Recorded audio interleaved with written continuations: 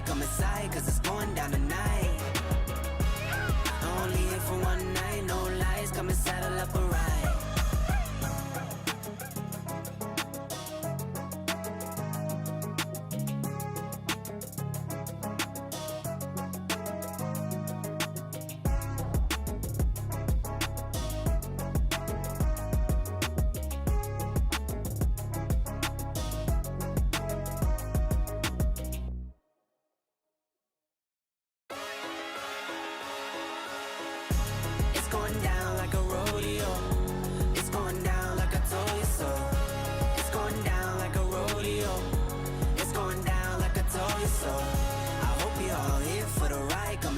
Cause it's going down tonight.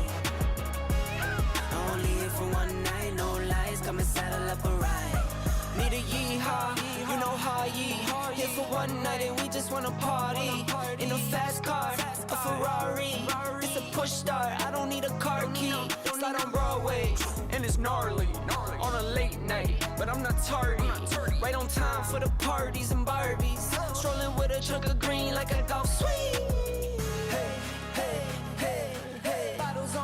Mess around these skates. If I gotta say it twice, then I got nothing to say.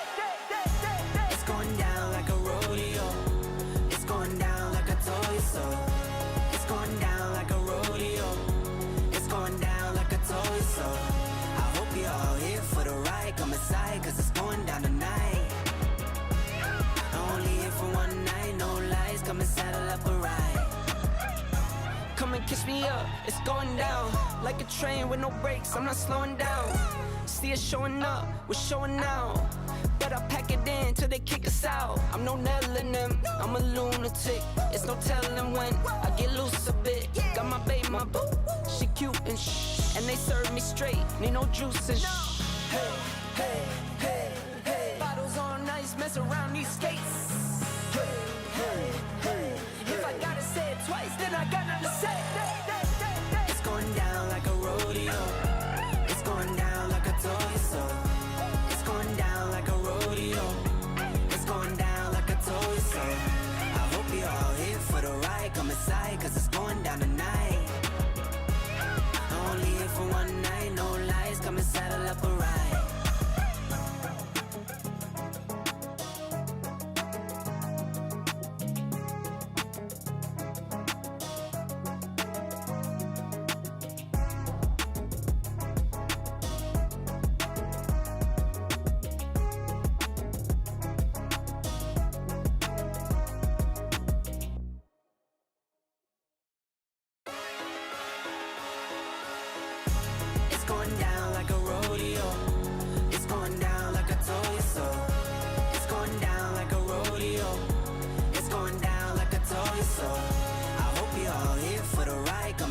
Cause it's going down tonight.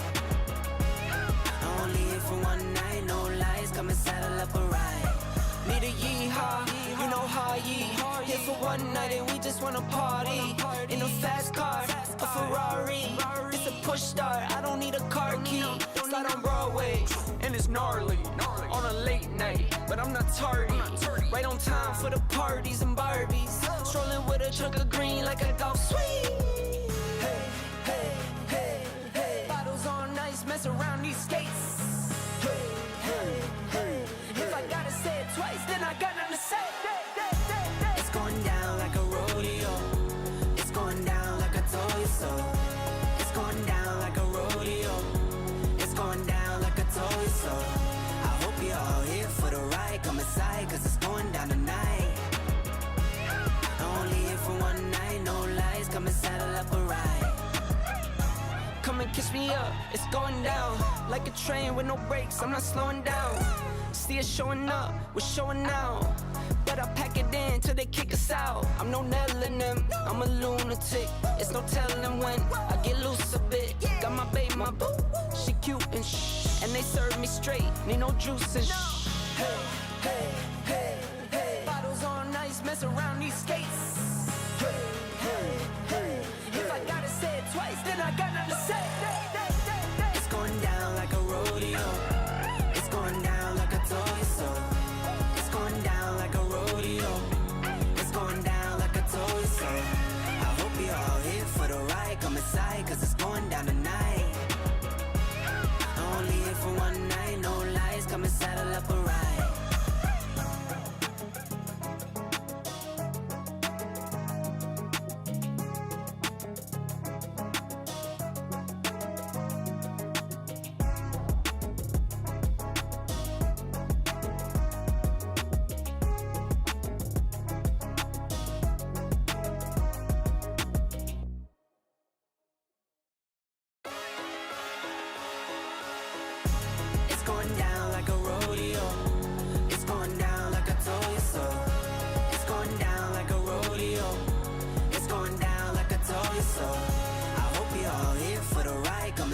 cause it's going down tonight. Only here for one night, no lies, come and saddle up a ride. Need a yeehaw, you know how ye. Here for one night and we just wanna party. In a fast car, a Ferrari. It's a push start, I don't need a car key. Slide on Broadway, and it's gnarly. On a late night, but I'm not tardy. Right on time for the parties and Barbies. Strolling with a chunk of green like a golf swing. Hey, hey, hey, hey. Bottles on ice, mess around these skates. Hey, hey, hey. If I gotta say it twice, then I got nothing to say. It's going down like a rodeo. It's going down like I told you so. It's going down like a rodeo. It's going down like I told you so. I hope you're all here for the ride. Come inside, cause it's going down tonight. Only here for one night, no lies. Come and saddle up a ride. Come and kiss me up, it's going down. Like a train with no brakes, I'm not slowing down. See us showing up, we're showing out. But I pack it in till they kick us out. I'm no Nell in them, I'm a lunatic. It's no telling when I get loose a bit. Got my babe, my boo, she cute and shh. And they serve me straight, need no juice and shh. Hey, hey, hey, hey. Bottles on ice, mess around these skates. Hey, hey, hey. If I gotta say it twice, then I got nothing to say. It's going down like a rodeo. It's going down like I told you so. It's going down like a rodeo. It's going down like I told you so. I hope you're all here for the ride. Come inside, cause it's going down tonight. Only here for one night, no.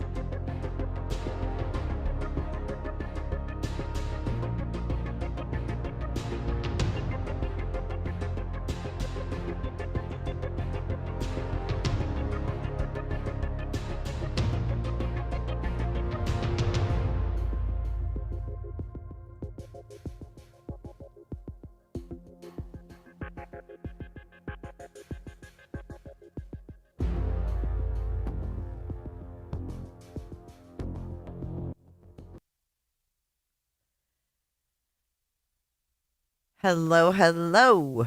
I'm Captain Kurt. I'm your favorite because I'm 50. Hey, did you guys see my garbage pail kid? Come on now. You know I'm the coolest 50-year-old, you know, Captain Kurt. Did you see the one they made for me? If you guys didn't see the garbage pail kids, you're missing out. But look I'll show you mine. They're made by someone on X. I can't remember who it is. Lisa Talks or something? What are you doing, Sin? What's up, Diana? Hey, AJ. Look at mine. This is hilarious. Joint Justice.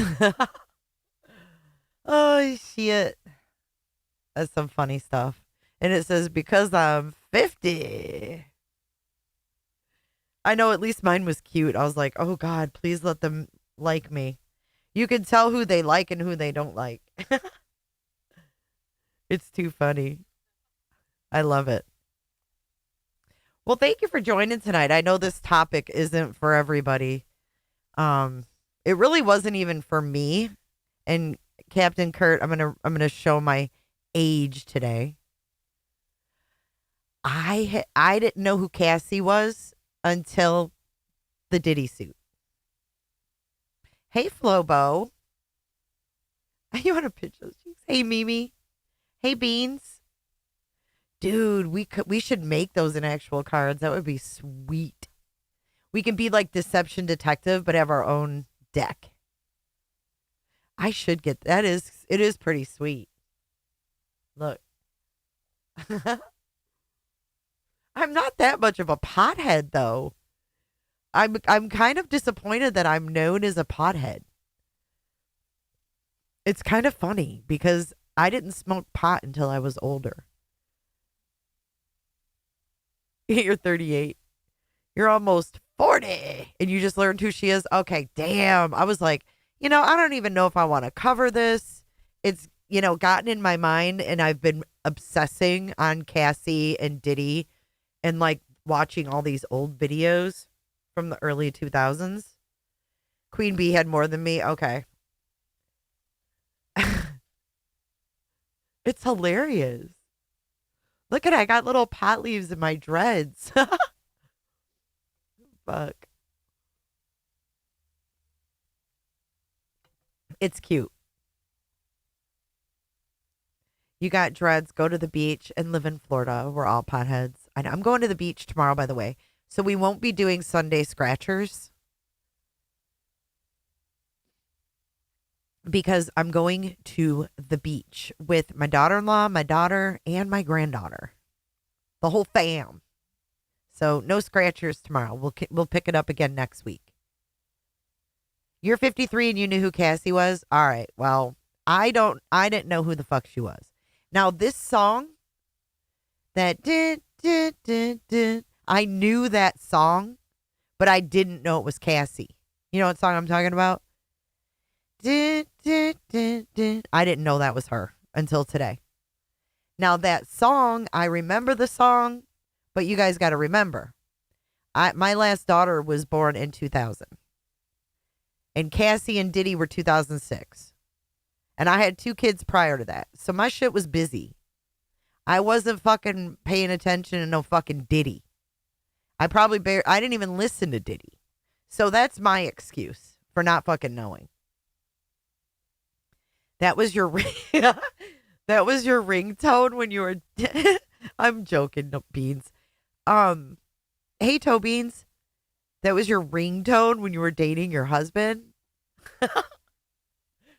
Jesus, did you know it was Cassie? Kind of a dumb question, but did you? You know what I remember about that song, Sin?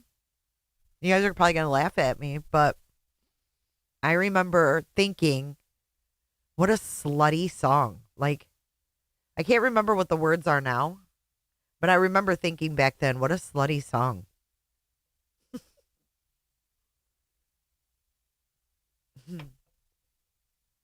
Okay, so I pulled this up because I saw you talking about it, Sin. Diddy asking for a pardon or working towards a presidential pardon from Trump. Why is this even on the Diddy brain? Do you guys think this could happen?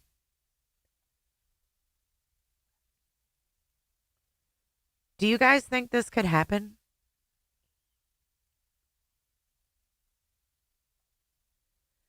Now I want to deep dive Kim Porter. See, I don't even know who the fuck she is either, but she's dead, right? All right, well, we'll walk through this shit together. It says that his inner circle is quietly angling for a potential presidential pardon. While Combs has publicly distanced himself from Trump in recent years, insiders say desperation has shifted his tone behind closed doors. He's willing to do anything to get out of jail.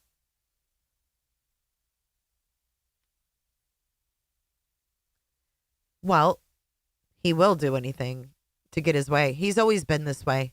He's always going to do what he has to do to get out of a situation. Mrs. says, sadly, yes, birds of a feather. I hope not. Kim was his wife. I thought he'd never been married. I don't think he's ever been married because I just watched an interview today that said he wasn't.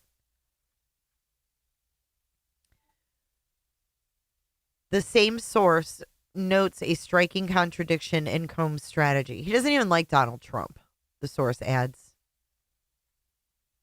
Still, communication between Combs' team and Trump's political network is reportedly ongoing and preliminary, with efforts quietly focused on making connections with the Trump team. One insider even admitted the words deep state came up once or twice, alluding to the kind of language often used in MAGA-aligned circles to describe government overreach. While their current relationship may seem opportunistic, Trump and Combs share a decades-long history. In a 2012 episode of Celebrity Apprentice, Trump referred to Combs as his friend, saying, I love Diddy. He's a good friend of mine. He's a good guy. Blit? Fuck that. Trump needs to speak up. This is fucked up. In 2012, I love Diddy. He's a good friend of mine. He's a good guy. Her cause of death is similar to others. Is it the pneumonia, Chevy? Hi, Wolfie. Hi, Looking Beyond.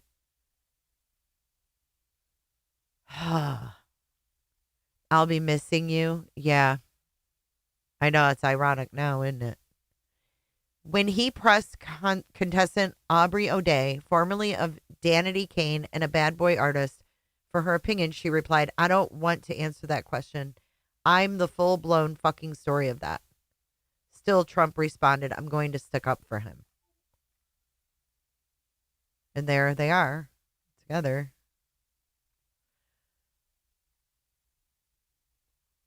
Disgusting. It's all disgusting. Okay. So I wanted to cover that.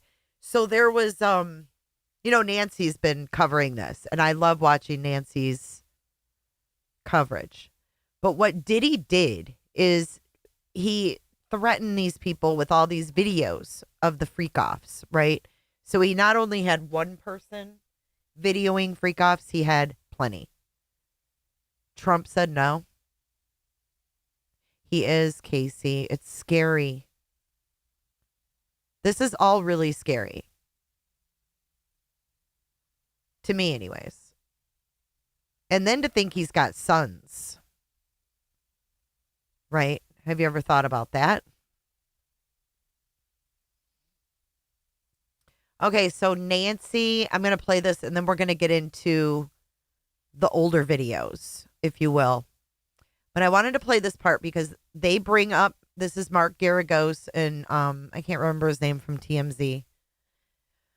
On the podcast, Harvey Levin and Mark Garagos. Okay, so they're talking about Nancy right here. Take a listen. And this is regarding the trial coverage.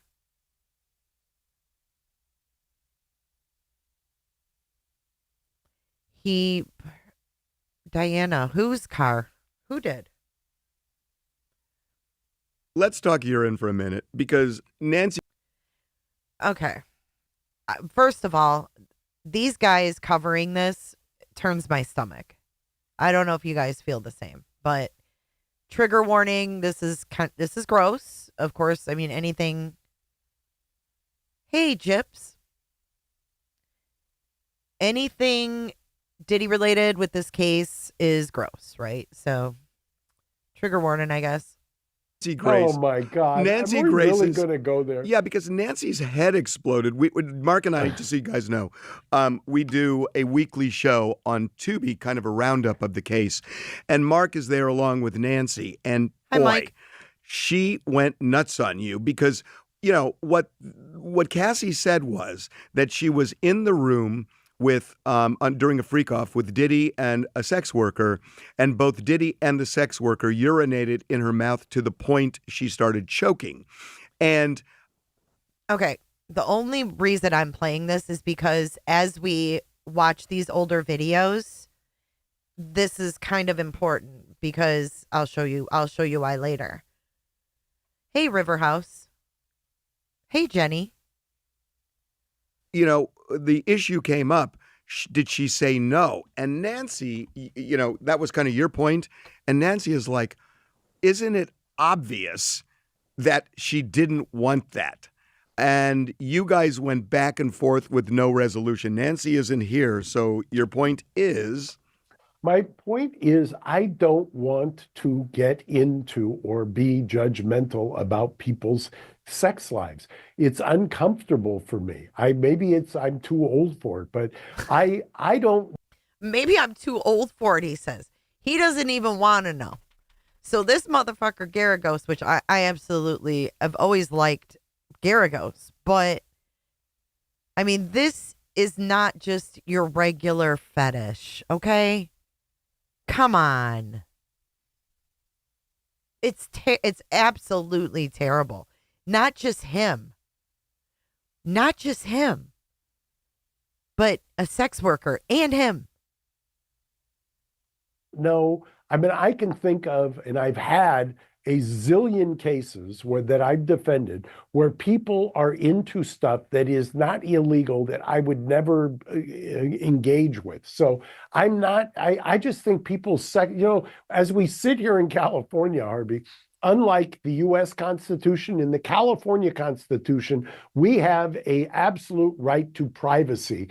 We don't have that in the U.S. Constitution anymore, but we do in California. And I've always said, thank God, I don't want anybody in the bedroom or in the hotel room with me, and I certainly don't want to be in theirs. So Nancy can say what Nancy wants, and I get it.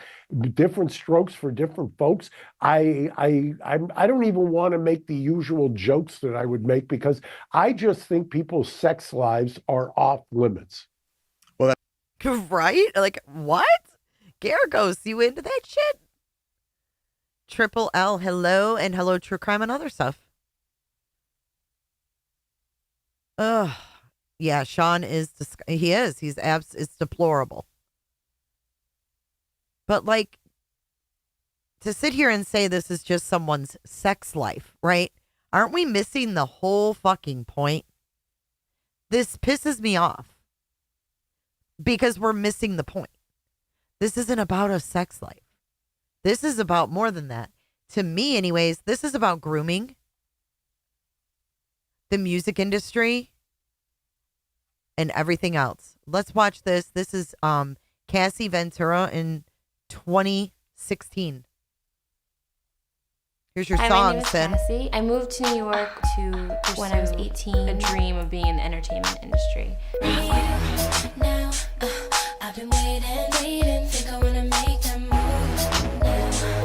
I wasn't gonna come out and be like, "Oh, I'm do this favor for me for my birthday," to be considered a role model, because I'm still really all of a sudden I heard the song in the office, and then they asked me to come in, and I was like freaking out because I had no idea what was going on. And Tommy was like, "Do you sing?" You've been waiting so long, I'm here to I had no idea this was Cassie, okay? I'm trying to pause so I don't get dinged, even though I probably will. But yeah, we're going to hear more from her about how this whole thing started. Hold on a second. There we go, full screen. No, I never liked him either. answer your call. I know that I shouldn't. I grew up in New London, Connecticut. I moved to New York when I was 18 to pursue a dream of being in the entertainment industry. Y'all, look how young she was. To a dream. 18 years old. So she started out as a model, grew up in Connecticut. She's half black and half Filipino.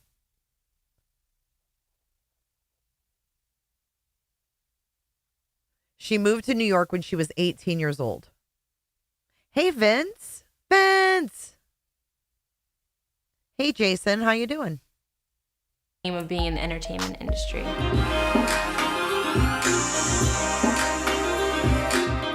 I remember when I first ran into her, everyone talks about the Marquis story. I'm going to tell you all the story. Do you guys know who this guy is? Ryan Leslie? Oh, she is. She's so pretty. Do you guys know who Ryan Leslie is? If not, I will look him up. Before we hit Marquis, there were a bunch of just gorgeous, drop-dead, gorgeous. Now listen to what he says. Hey, September. Listen what he says and put it in perspective today. Listen how he talks about the girls. And now knowing what we know, I feel like this guy might have been, I don't know, he was a producer. You don't know who he is. What the fuck was his name? I remember when I first ran into her, everyone talks about the Marquis story. Okay, I remember when I first ran into her. So it was actually her makeup artist that knew somebody as well, and we'll hear that in a second. But what's his name? Ryan Leslie. I want to see who the hell he is. Okay, here he is now. Let's see.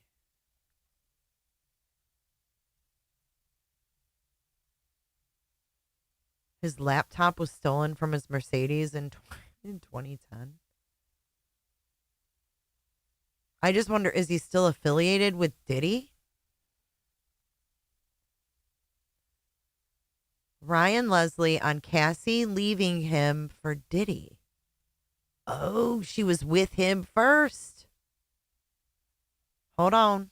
Yo, what's up? It's your boy Ryan Leslie, aka R-Less, representing Next Selection, and you're checking me out right now on one of the world's most infamous, hard-hitting, real information-getting resources online, VladTV.com.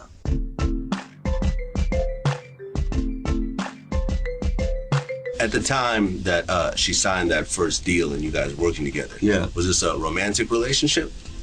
Well, it was a very personal relationship, and you know, it was she was close to everything that I loved. You know what I mean? So music is just something that I love, and she's clearly just, you know, when two people have that much personal interaction and time, they spend that much time together, it's inevitable that a strong personal bond is going to be formed. And the type of chemistry that we had musically and personally, the relationship that we had was inevitable. So you guys had some sort of romantic relationship during that time?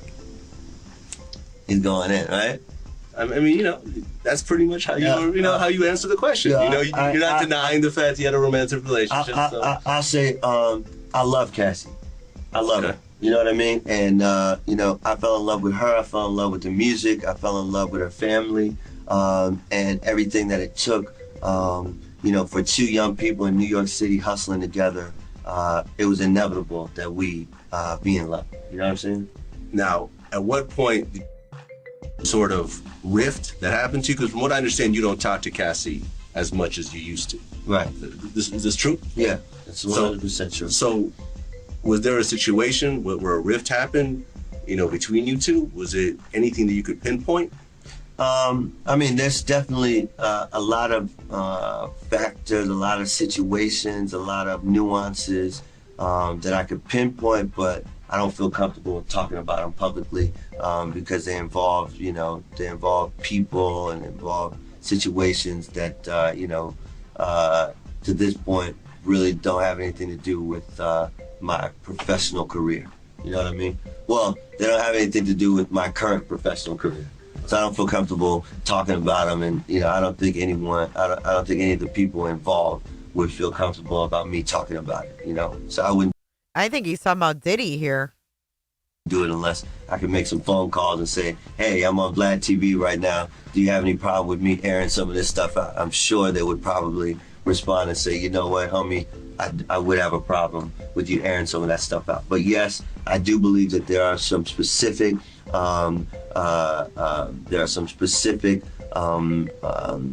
moments, specific discussions, specific moments in time, specific disputes, specific characters that played into this, played into the. Hi, Sarah. Dude, he's nervous as fuck. He don't know what to say. He's trying to explain. Right. Played into the dynamic change that has that went down. Now, Cassie is still signed to you. Yes, she's still signed in Next Selection. And her deal is through Puff. Yeah. So was there any sort of strain, the fact that she is, you know, kind of seen with Puff a lot and they have some sort of relationship in terms of, you know, like that sort of, you know, triangle kind of approach where, you know, you guys had a relationship. Is that Britney Spears back there? You're signed to Puff. She's seen out with Puff. I mean, does that create some sort of strain in your personal life? Well, I think that you know, as a human being, right? You know, it's just you know, some of these questions, like, it would seem to me that they would have obvious answers. You know what I mean? Just if you were to put yourself in my position as a human being, right? And so there are definitely there were definitely those moments and instances where you question what's really going on. But for us, on the outside, because even in terms of her relationship with Puff, I'm on the outside. This is wild, dude. This is fucking wild. This is from 2009. God, it looks like it's from fucking 1980. We have come so far in technology, but 2009. I didn't make it a point to, try to get into whatever business was going on. And, we're in the entertainment industry, so our lives, we make the decision to make the choice to expose ourselves in that way. And, I took a lot of that, a lot of the sentiments and a lot of my reactions to those situations, especially my reactions to my relationship with her, and went into the studio and made the best records and representations and soundtracks that allowed me as a human being to deal with that situation. You know what I mean? I think it made for some very heartfelt, real recordings, and it's actually ironic that my second single features her, because really the story behind that record is, it really was supposed to be her single. Oh, really? Yeah. She's on the hook. Yeah, she's on the hook. But she wasn't in the video. Wasn't in either video. 2 videos we made. Right. And why is that? I wish you could tell me the answer to that one. Oh, she couldn't even be in the video. Listen to that. Her single. Oh, really? Yeah. She's on the hook. Yeah, she's on the hook. But she wasn't in the video. Wasn't in either video. 2 videos we made. We know why. Why is that? I wish you could tell me the answer to that. Okay, so Ryan Leslie makes more sense. Welcome in, welcome in. Hey, Jason. Hey, Sweet and Sleuthy. You did jump in. I just started jumping into background. Okay. So we're starting at Cassie Ventura, the beginning. This is 2006. This is Ryan Leslie. She was with him before Diddy. So we were looking into who Ryan is. He wanted to be, yeah. There we go. Green-eyed. Thank you. Cassie Ventura was discovered by producer Ryan Leslie, who signed her to his label, Next Selection Lifestyle Group, in late 2004. Later, she was discovered by rapper Sean Jealousy Combs. Okay, here we go. I'll tell you all the story. Before we hit March, there were a bunch of just gorgeous, drop-dead, gorgeous girls celebrating a birthday party. And I just saw that flock of girls, and there was a young lady who knew every lyric. Yeah, we literally just started. To every major rap record. So actually, when I first heard about Ryan Leslie, it was through a makeup artist that I had worked with. And she was like, I know this really great producer. He is, from what I've heard, he's really fun to work with. He's super talented, and I think you would get along with him great.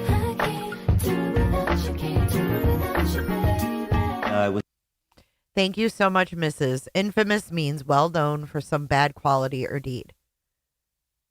Infamous. Got it. Who's infamous in this story? All of them? It was actually Diddy's makeup artist, a young lady by the name of Mila, who had told me about this young woman who had a beautiful texture to her voice that just needed to be developed. When I got to New York in October, I met Ryan at a party. I was actually picking up a check from a friend. Now that sounds legit. He actually turned out to be a really great I was picking up a check from a friend. What the fuck? That's so weird. guy. He called me weeks after I gave my number to him. She was a little reluctant to let me know that she had a voice for real. I wasn't going to. He told us he was infamous. He told us who he was. Come out and be like, oh, I'm a singer, can we record a song? It wasn't until her mother coaxed us into cutting a record. She was like, look, you should just really ask him do this favor for me for my birthday. So her mom, that sounds kind of fucked up, right? I mean, I don't know. Lessons to be learned here about pimping your kids out. Her mom, okay, so her mom was Filipino and her dad was black. So I don't know, like, where her parents met or whatever, but her mom's like, oh, do it for me for my birthday. Ask him to do a record with you. Like, ugh. Stop. Cut no record. She was like, look, you should just really ask him. Do this favor for me for my birthday, record me a song. And I was like, you have to pay producers. I was like, I don't have any money. I was finally able to get her here, and man, we made a record called Kiss Me. Did you hear that? And she's like, you got to pay producers. I don't have any money. What happens to a young girl, right, who's gorgeous and doesn't have any money, and her mom says, please do me this favor and record a song for me? Kiss, that's when I make that big 4, 5, 6, kiss, had the regular street. You don't have to hold that. 18 years old here. 18 years old. I'll be shy. I can The following day, we went to Casablanca, which was his label, and I went in to pick up the song so I could send it to my mother. Did you hear that? I went in to pick up the song so I could take it to my mother. Hey, speculating. I haven't heard anything about that. We're back in 2006. She had to pick up the song and show it to her mother. This just doesn't sound good to me. At all. Hey, Chris, put on your tinfoil hat. We're back in 2006. Listen to this shit again. I'll be shy. I can The following day, we went to Casablanca, which was his label, and I went in to pick up the song so I could send it to my mother. And I walked in, and Tommy Mottola saw me. He was like, who's that? And I noticed that everybody was looking at me like, like, who's this random girl in the office? All of a sudden, I heard this song in the office, and then they asked me to come in, and I was like, freaking out, because I had no idea. Who's this guy? Tommy who? Some kind of sick-ass record producer? What was going on. And Tommy was like, do you sing? He was like, you should. Tommy was like, do you sing? Who's Tommy? Good. So that's where everything started, and I got my deal from there. feel so good 'cause I know. He saw some of the same things that I. Tommy Mottola. Let's look his ass up. Tommy Mottola. Former CEO of Sony Records. Guess who was the CEO of Sony Records prior? Years and years prior. Jose Menendez. Good God. You know what? Let the boys out. Let them out. Bing bang. He's the one that was married to Mariah Carey. Blit. That's a whole nother rabbit hole. That's sick. I think he groomed her too. Oof. Cassie, she was 18 here. And here's this motherfucker. I swear to God. Hey, Shelby Lynn, put your tinfoil hat on. Amy, what's up? Oh. And she walks in. He says, do you sing? And that's where it all began. Sick. Tommy saw magic in this thing, and I think he saw some of the same things that I saw, in that Cassie just had a special voice, but not only a voice, but even the texture of her voice, the way that she delivered the record was something that was special, and something that really, it really touched the heartstrings. Come on, she had no money. Dude, Shelby Lynn, it's so scary. I would love to see everything just crumble, man. Let people be independent artists. Fuck this shit, man. I've been waiting. You're gonna make that move. I think it was the second or third song that I had recorded, and Ryan said he was going out to Germany with another artist, and they were just like, do you want to come? Do you want to perform your stuff? And I was like, no. I was just like really nervous. I don't know why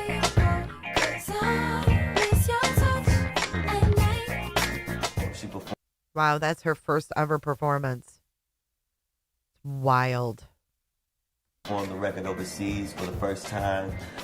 She got a chance to, I think it was actually her first time in Europe, and we were in Germany and we performed this record, and people it was just something magic about this record. Me and you, it's just me God. and you.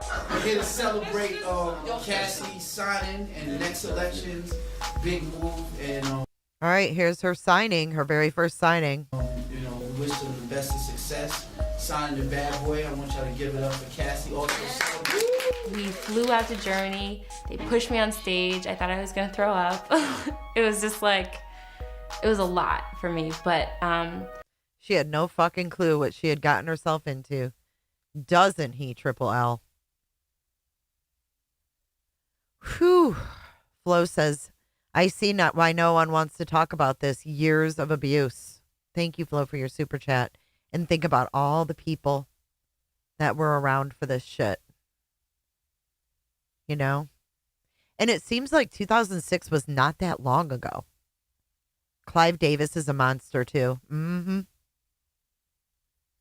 that's how the song grew. I performed Mr. Touching Me and You, and people fell in love with Me and You in Germany. And then it just spread out, and as soon as when it got to the States, it was already big everywhere else. And we have somebody new here to Toronto, new to the scene, new on the charts, and we're doing it up real big here on Flow 93.5. We've got her song Blazing. Everybody's been asking about that sample, man. And Me and You sample. What was that girl? What's her name? It's my first radio interview, and Look how fucking cute she is. Look how young she was. I wonder if she still lives in fear of being a target. I would. I'd have fucking security. Melissa Hart, yeah, he did. Ryan Leslie says at 12:30, infamous.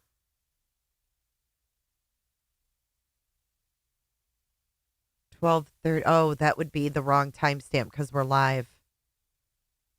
But let me pull up. I believe you, though, Mrs. I believe you. really, really nervous. What's up? My name is Cassie. I'm with Next Election, and I'm so excited that you guys are playing my song. This It's is big. incredible. Big tune, man. DJs all the time, radio DJs, mixed DJs.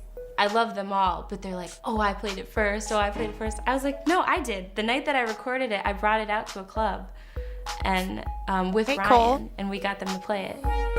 I know them other guys, they've been talking. It was just, it's an infectious song. It has a weird, creepy vibe, but at the same time, it's like fun to sing along to, and it's just simple. And I hear, Miss Cassie, that you're going to be doing a performance tonight over at Dream. Yeah, it's gonna be like house party style. Okay. Probably be dancing on the couches, on the table. Okay. I don't really know. We'll see. You never know. That didn't age well. You never know. We did the record in May of last year, and it's been spreading around the globe slowly but surely. You stay on my mind. Oh, we need a little more time. Don't know when things change. You do the honors of throwing to that tune. What's up? Hey, this Gertie. is Cassie of Next Election, and this is my song "Me and You" on Flow 93.5, Toronto's hip hop and R&B. Yeah. Look how nervous she was, too. I didn't either until today, Triple L. Welcome in, guys. Tough subject, but we're going back to the beginning. We are in 2006. Oh, wow, Lucy Craft. She's really cute. It's a shame. Yeah. man, ladies and gentlemen. Oh, there's Diddy. There's freaking Diddy right there in his Sean John shit. Yeah. Do you know that I always saw that Sean John, like, I think I saw it at Macy's. Did they sell his shit at Macy's? I never knew that was his clothes. That's how much I didn't pay attention to Diddy. What's up, Snazzy?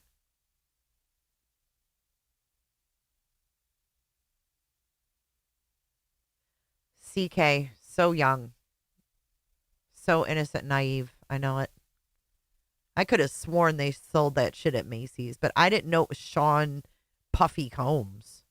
So it was. RLR, thanks. I could have sworn I saw it there. Man, ladies and gentlemen, You know we had to do a remix, right? Y'all feel us heating up. The world famous, the Grand Imperial. Y'all feel us heating up. Homie Diddy, and they call her Cassie. This next selection, you know how we do. This is the remix. Hollywood Nicky talk. He did a remix with her.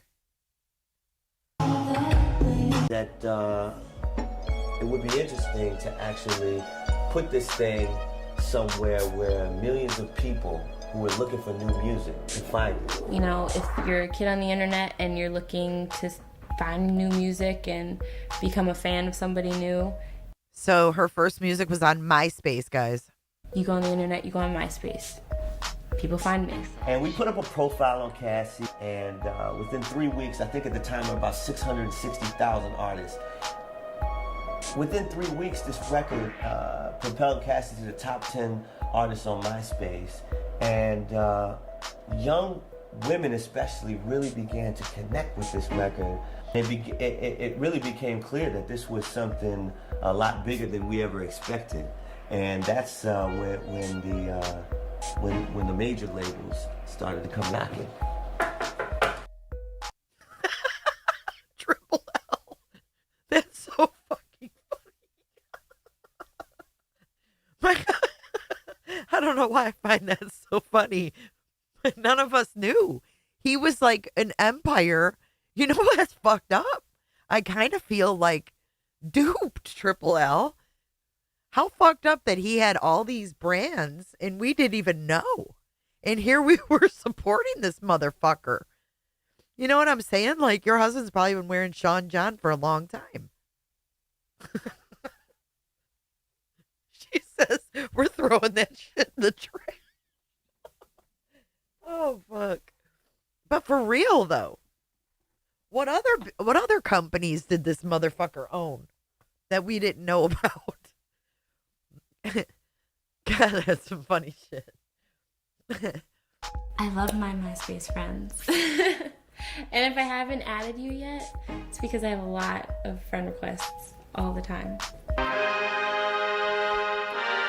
The magic of doing things yourself. And that's kind of Cassie's We're going to get magic, into and that's that kind too, of the magic Amy. of Next Election. Hey! I come in the studio, he lays down a beat, we he plays back and forth, like, do you like this? What do you want to hear? What's your mood? Snippet, a little glimpse, if you will, into the way that a record is made up here. We play around for a while until we figure out what we like and what I really want to say and what I would say in real life so that it's actually me. So the album is actually stuff that I would say. And So he had booze too. Vodka.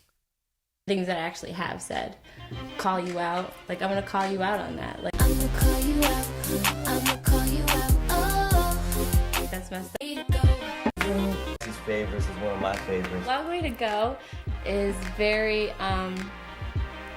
like... I like that because there's a slight Asian reference. Yeah, and recently that's been like the new thing. Really? With the, what was it in the last song? Look at her. She's a baby. Hello, Stacy. It's Chili. He also had charter schools. Did he really? We did A Long Way to Go.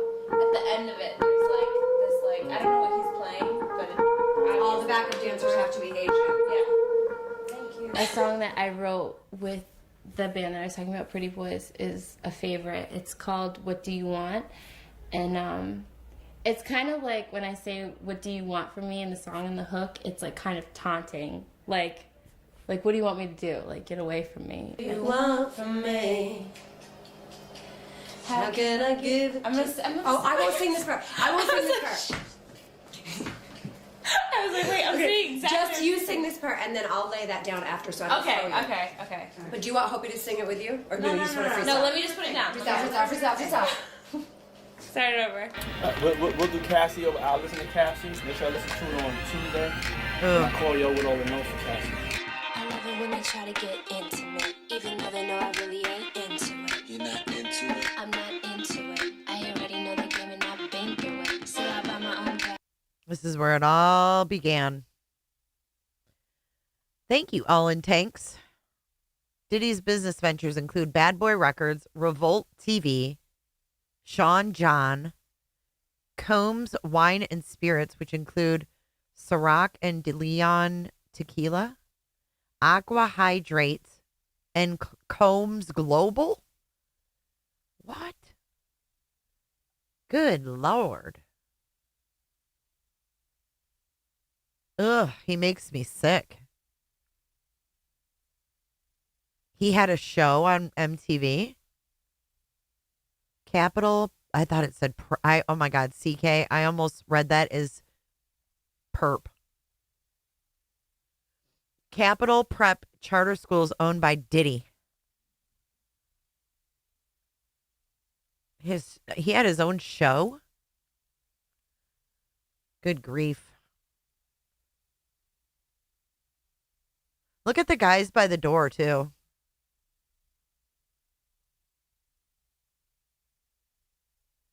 I didn't really follow Biggie too much. I mean, I like Biggie, but his show was Making the Band. Never seen it.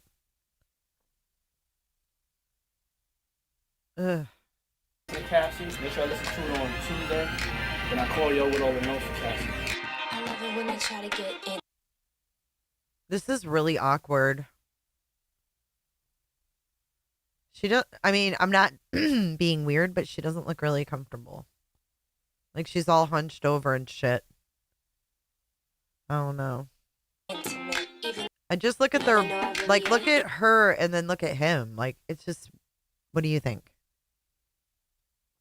He put together a girl band, Danity Kane. One of them is supposed to testify. I've heard of Danity Kane. I don't think I've ever heard of their songs, but. You're not into it. I'm not into it. I already know the game and I've been through it. See, I buy my own bags, my boots, my jeans, will I rock? I'm going to mute it so I don't get struck. Got a long way. I like it. You know what I'm saying? You love it, though. I think you'd be more comfortable with the rap, though, if you want to rap. You know what I'm saying? But I think it's the first time you did it. After you listened to it for a while. For sure. Yeah. I would say, just keep rocking with it. I heard it first on the radio in Toronto, but I was at. So that was that guy standing and Diddy and her.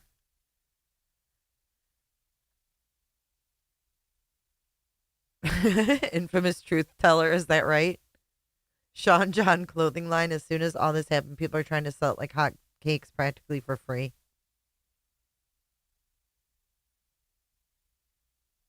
No, it had to be a bad vibe for sure.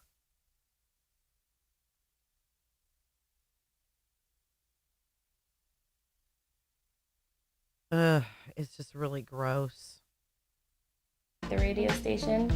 So the first time I heard it in the city in New York, I was driving to Connecticut for my grandparents' anniversary party with my cousin. I'm on the radio! I'm on Hot 97! And we were listening to Hot 97, and somebody called us, and they were like, turn on the radio, Hot 97. And we just started screaming and singing the song.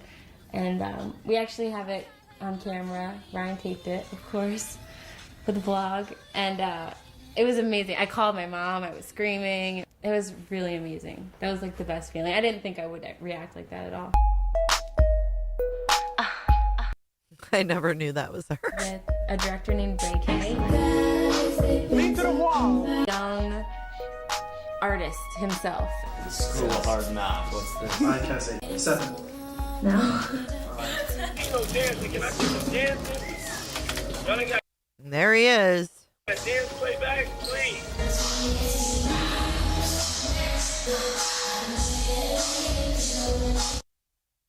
Sorry, I don't want to get dinged. See one move. I need to see one I move. probably already have been. You guys are doing a casting? Okay. And you said you have to bring him up. Damn it. I'm going to swim tonight. If you were watching TRL when I was on, you saw that I brought out my video camera with me, and I wanted to feature the footage that I got of the crowd because it's pretty cool to see it from my point of view.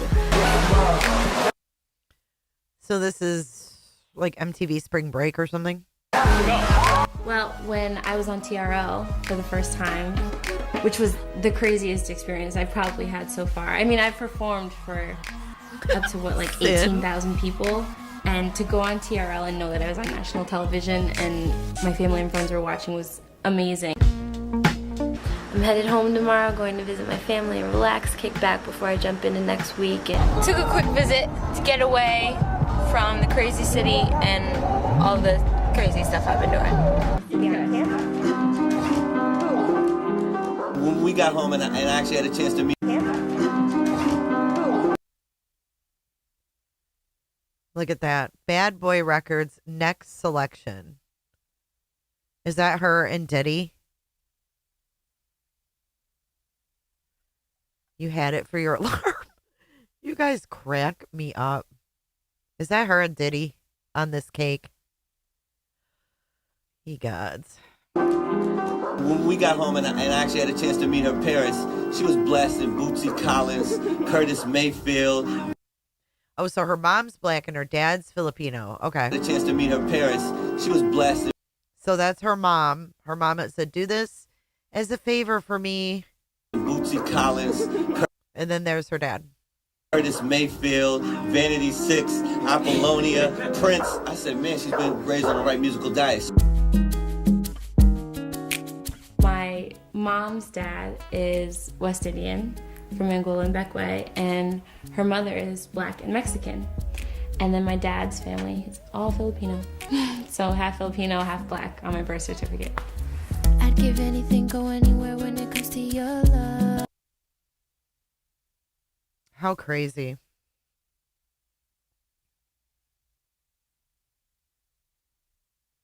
Did you think that hey, minimalistic, you would become something? And I remember telling people my entire life, I'm gonna be famous. Like, that's just how I was. I didn't even know what that meant. I didn't know what I was gonna do or what. It's the way that you show. Look at that. There's her parents with Diddy. Look. Here, I'm gonna mute it.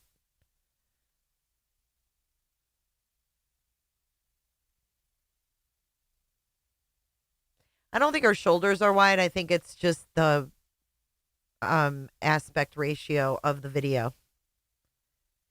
Look at they have the thing on their refrigerator of her and Diddy and the parents. See that? Right on the fridge. Ugh. How sickening.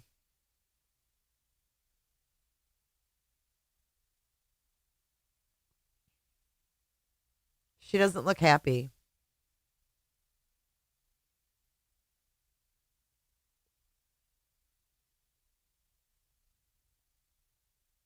None of them look happy, really, to be honest with you. Yeah, all in tanks. He's had plenty of names, hasn't he? Seems like all of his friends call him Puff. She looks uncomfortable. It's weird. It's really freaking sad, actually. I think she is done, yeah. I'm pretty sure.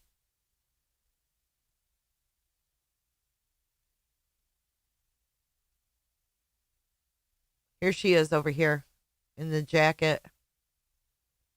Here's her parents. This must be her brother or something.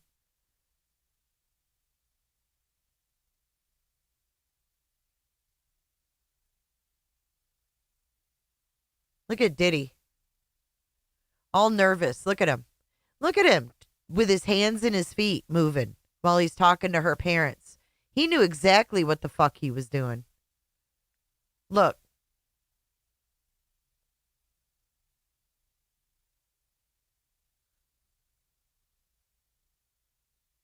That's slowed down a little bit.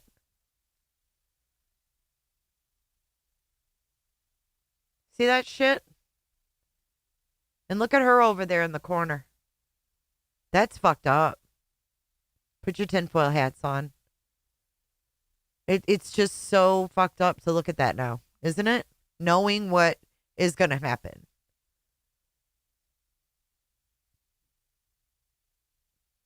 Oh, and her mom is just tickled.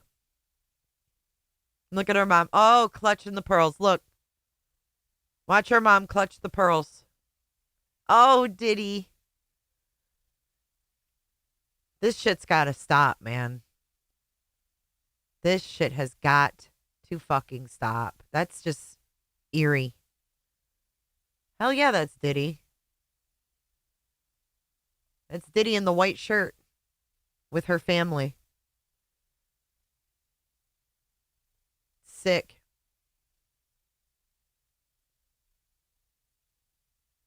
She just loves the didster.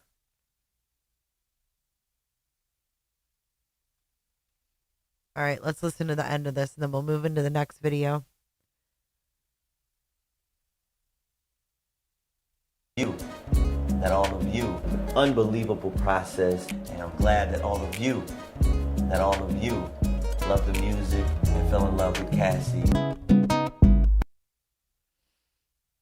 All right, so that was called Cassie Ventura, The Beginning.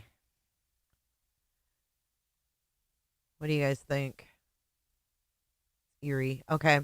The next one I want to play for you is the ex-makeup artist. Remember we heard about the makeup artist? I want to bring in Mila Morales. So I wanted to get us all together so we could get this, everybody can hear from me how. I want to bring in Mila Morales. She's a former makeup artist for Diddy and also Cassie Ventura. Okay, do you guys know who she is? She actually saved Cassie. Hey, Grace. Good to see you, Grace. Yeah, me too, Pearl Strand. This is the makeup artist, though, that actually, like, saved her from, like, when she left Diddy. Listen. Working for Diddy for years and eventually becoming a friend of Cassie's. In 2010, Mila alleges that she heard Cassie being physically abused and was a witness to the aftermath of the alleged attack. She joins me now. Mila, thank you so much for being here. This has been, for so many people, illuminating, infuriating. Oh, by the way, this is like 10, 11 months ago, I think, when Cassie filed the report or filed the case. Troubling, devastating. You can go down the list of things, but it's so difficult to speak about. I know. Being a witness of anything. Tell me how you must be feeling just knowing that this has even come to light. Well, I have kept this secret for like 14 years. I mean, the first time I experienced it was 2010. And I was in the hotel room when Puff came in, and I had no idea Cassie left. And when I woke up, I just saw his presence come into the room. They went into the bedroom and shut the door, and all I could hear is screaming and yelling and whatever was going on in there, I don't know. But all I could think of was to grab Cassie's things and start packing it up and just getting her out to safety and bringing her to my house. So that's kind of like what transpired from that night. And once she came out of the room, she was badly, beaten. Oh my God. What did her Horrible. Listen to the reporter, though. Oh my God. Listen to her next question. Physical appearance look like? What did her physical appearance look like? Give me the skinny. Tell me all her injuries. We are such a sick nation, man. We really, really are. I mean, it was knots on her head, black eye, busted lip, but a lot of knots all over her head. Did she go to the police at that point or anything? No, we didn't know what to do at that point because, Puffy is a very powerful person. That's terrifying. That is terrifying. She was scared to even go to the hospital. Listen what this lady did. And we were quite terrified. So I just, brought her to my house, and my friend, who is a doctor, I called her and thank God she was in town, because we didn't know what to do.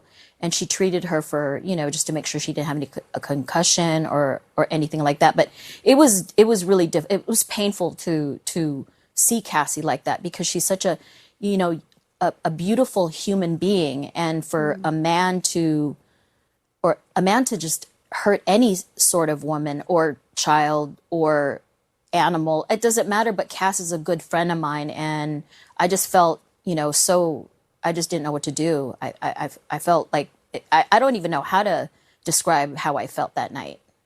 Did she describe how she was feeling about having that happen? Did you get a sense that this was the first time?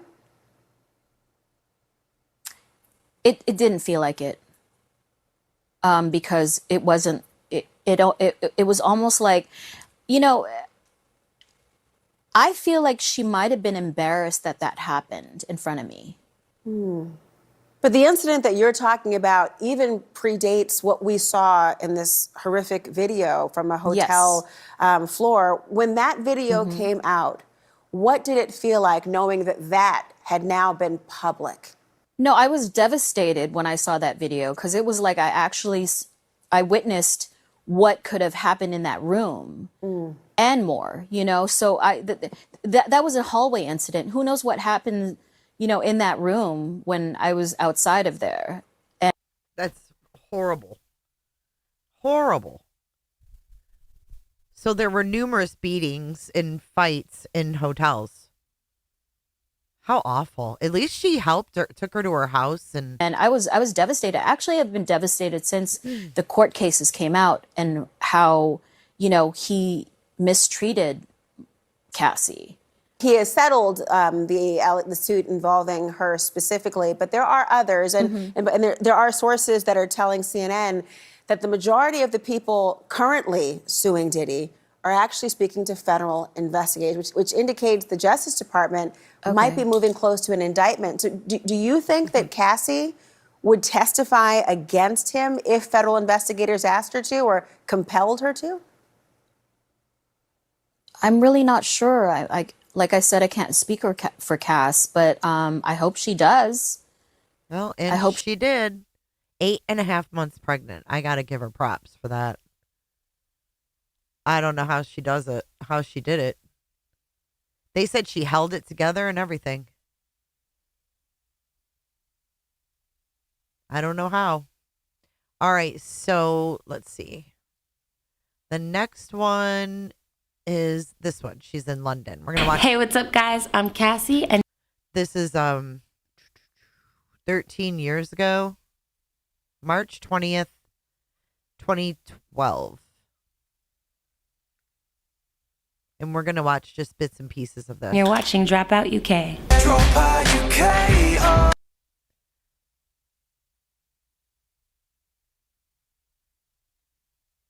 Down. Thank you. With hit producer Ryan Leslie. Yes. And then it seemed like musically you kind of drifted from working with him a little bit. Why is that? Well, after the first album, which... So they asked why she's not working with Ryan Leslie anymore.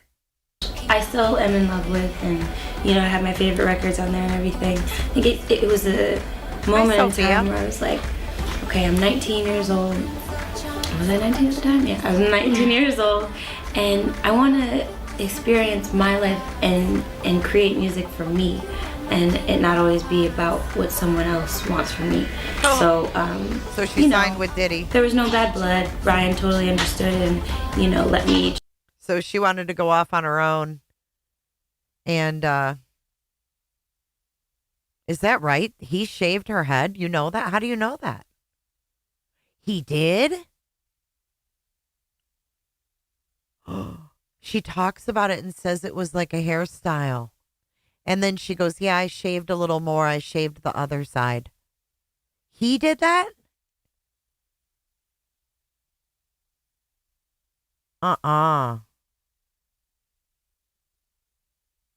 Hey, Deborah. He did? Oh, my God. She talks about the hair.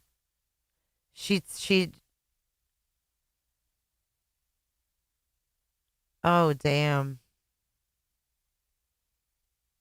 She talks about it in here. Listen.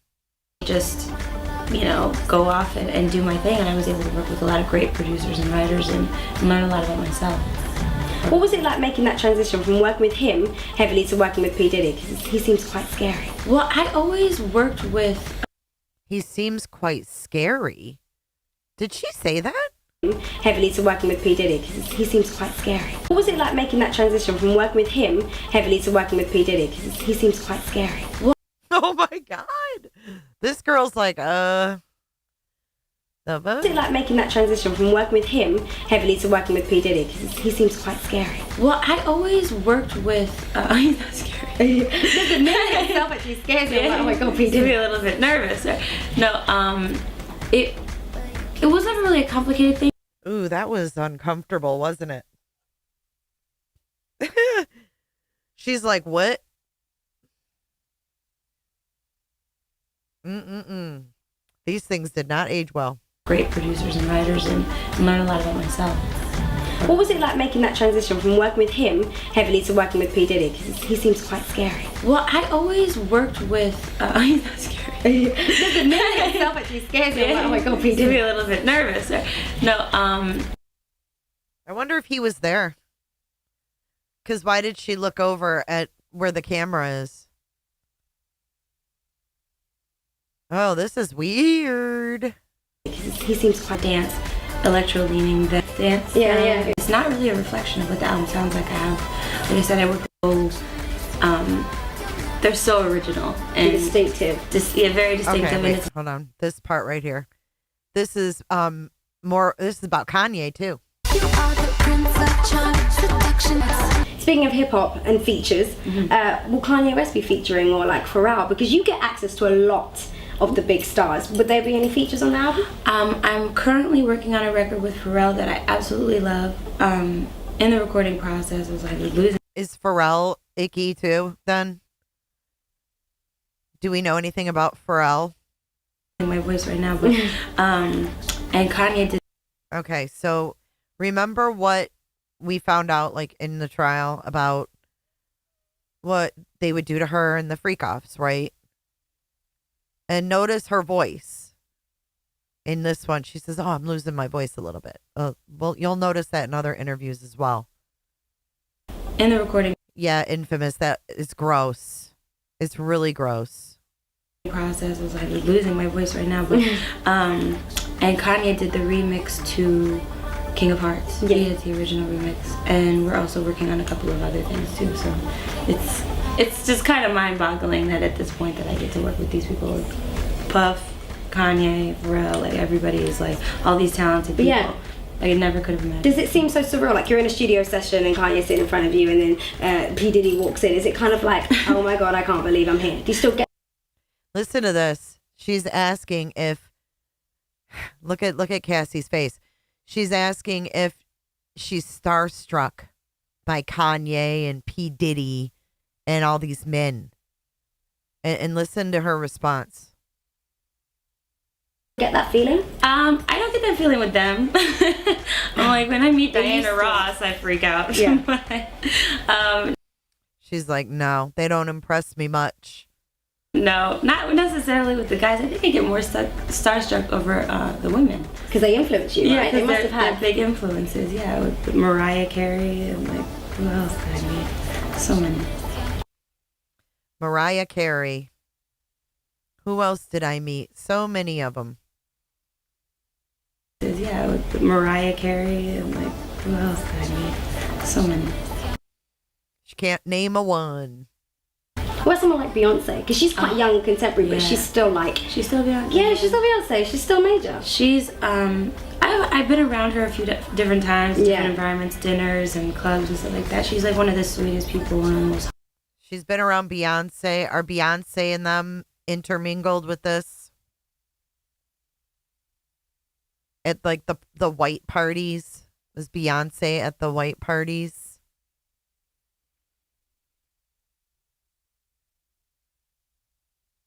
She's like, oh, you're just mentioning Mariah Carey. What about Beyonce?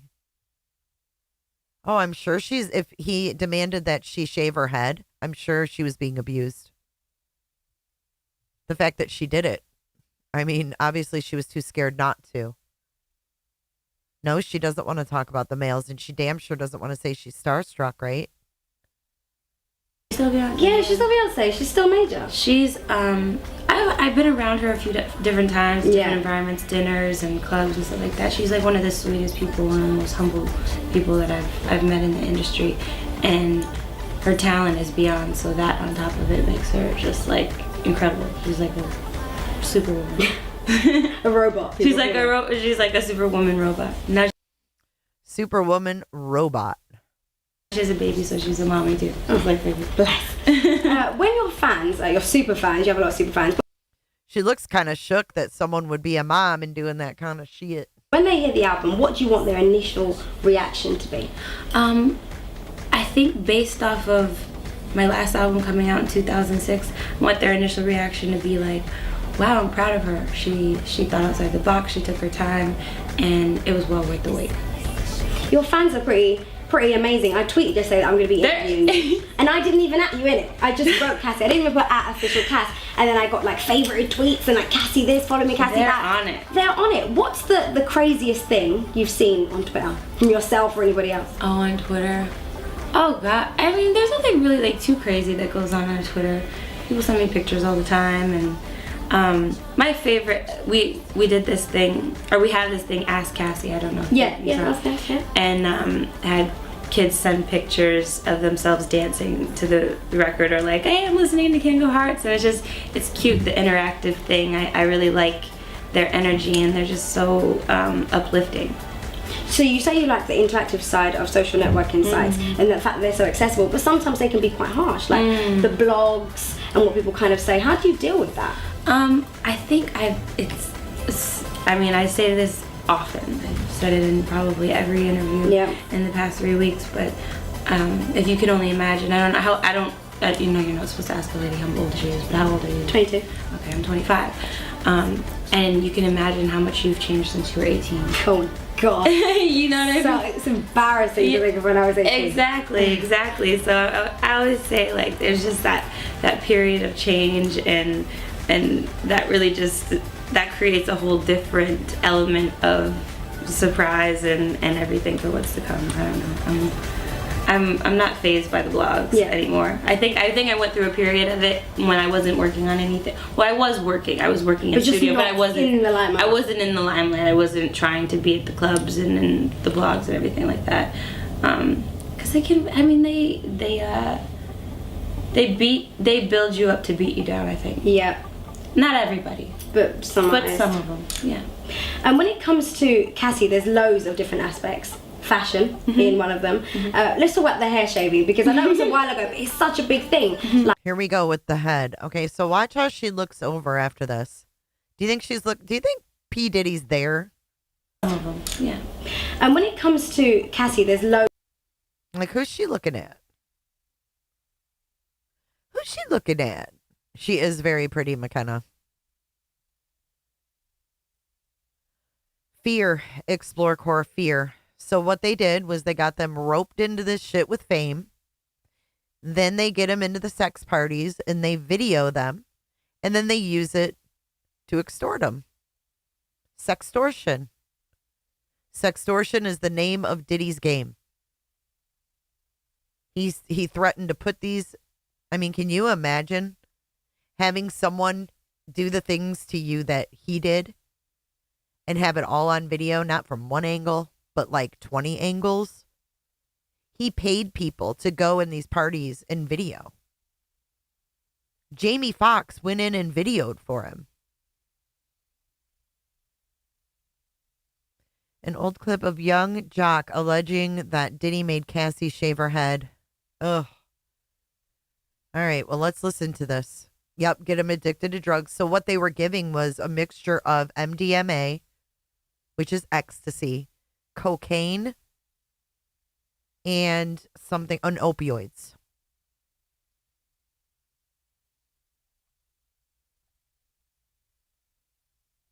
loads of different aspects. Fashion being one of them. Let's talk about the hair shaving, because I know it was a while ago, but it's such a big thing. Like, you shaved your head, and then there was like your fans that started shaving their hair, which is obvious they're going to copy you. But then it was like your musical peers and people shaving their head.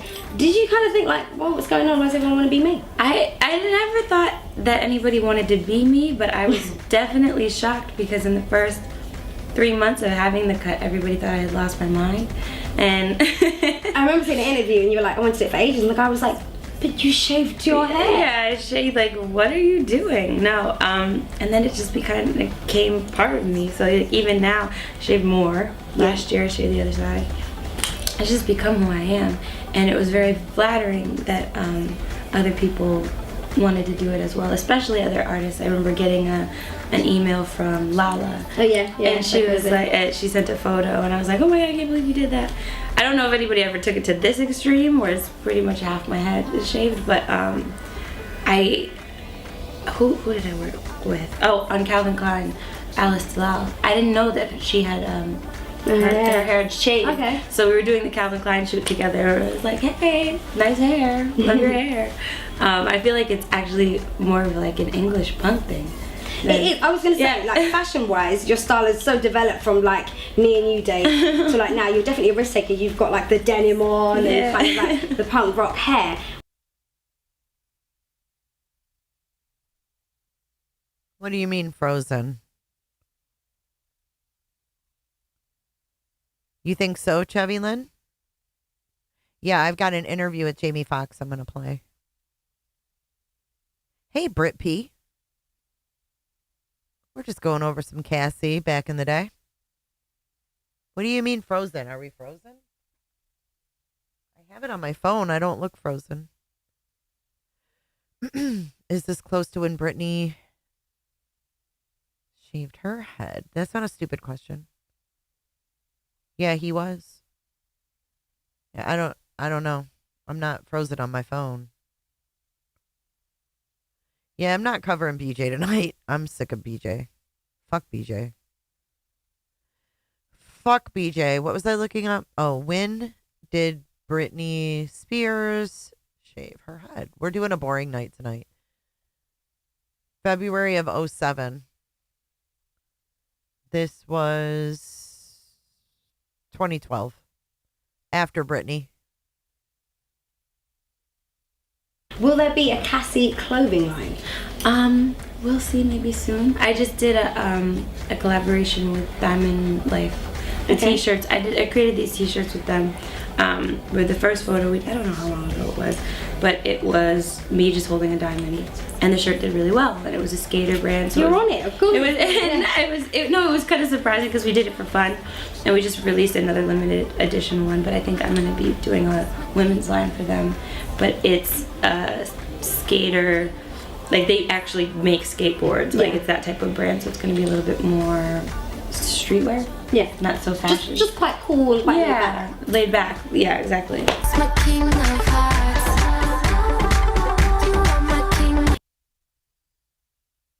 Thank you, Sin. All right, we're going to watch this video about the hair. Hold on.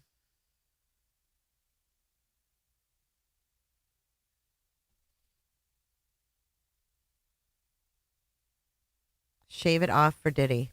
So radio host and reality star Young Jock recently sat down with Vlad TV and dished on a wild night out at the club with former lovers Diddy and Cassie. Now Jock claims he was right there when the 2009 half-shaved hairstyle made famous by Cassie was conceived, and here's his version of how it all went down.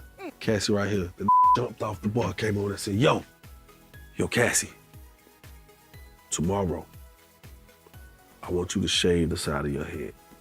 I was like, you're not about to do that, are you? She said, well, I mean, whatever Sean wants, I'm gonna do. Carisha, honey, young Miami girl, watch your scalp, honey, because this is a warning. Well, you know what? Puff really Buster is. saw the vision because he is a visionary.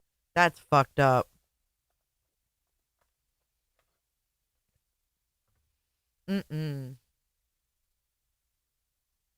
So she just went ahead and did it. Oof. Some scary shit. All right. Thank you for finding that. All right, our next one. Let's see. Oh, this is a quick one. She did a. Can see you on me too. Look how fucked up YouTube is. It's Fox 5 and it's playing Cassie. It's like, look. Hear that music? Hear that voice?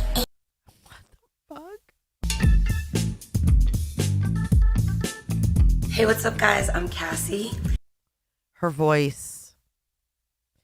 This is from 2017, actually. When did she leave him?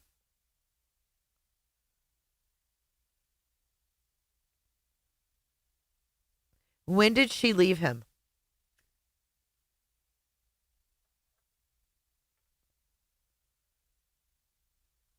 And I am here to show you a little bit of how I do my makeup. I like to use Full and Soft or any. Maybe she's just prone to like lose her voice because this is after him, right? She was with him then. 2018 officially. Mascara to do my brows. Wipe off the excess very lightly. Brow gel.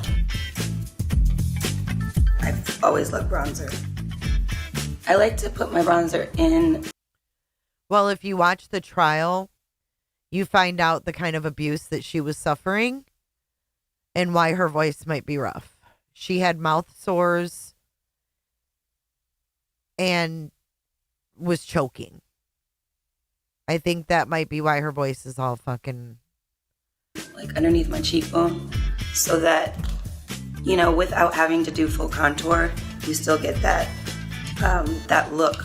For highlighter, love this Dior, so can you see it? As you might be. Okay, so she was with him in this when she made this video. That's messed up. Okay, hold on. Her voice is like this in a lot of videos, actually. Okay, this one. Here we go. Everyone else's that, you know, I don't know if marriage would be. Okay, this is her on this radio show. And this was also in 2017. Working together on music out. And she was with Diddy at this time. We actually aren't. I didn't know him at all. And I had Capricorn Clark. I believe you know. And I noticed that she has these shades on, and then he's like, "Did you guys have a late night last night?" This family. She helped creative direct, so her and I like kind of put the whole thing on together, the story and everything. Oh, there you go. That's iffy. See, that's what I said. It's iffy. Yes, iffy. You got a lot of names. Yeah. But she knew him, and it was like, you know, Yeah, he he's dope He songwriter, fits the too. bill and not being like somebody that everybody You knows. did, Delaney? but, Good you looking know, dude. under the radar. Yeah. So, her cousin is in this interview with her. and so you're saying this film plays into an album? Plays into an album. So Love a Loser is a record that I wrote with Belly, actually. Belly's amazing. Amazing. And Benny did the beat, and then G-Eazy jumped on it because he. Amazing relationship that's withstood all the rumors. Okay, listen to this. This is her and Diddy, 2017. To the core, like, give him who you are. Do you I guess long term, as you and you know, Puff have this amazing relationship that's withstood all the rumors and all the negative energy. You know, everybody always wants to put their own terms of a relationship on other people. When is he gonna marry you? When is this gonna happen? And you know, nowadays with somebody like Puff, who's you know, Puff's been married, I don't know how many times, once maybe twice. I don't know. Oh, he's never been married. No. So obviously he's not into that. That's not his you thing. know what's cool about Puff? See, I told you, she said he was never married. But listen, she basically says in not so many words that he's not marriage material. Listen to her. Listen carefully to what she says.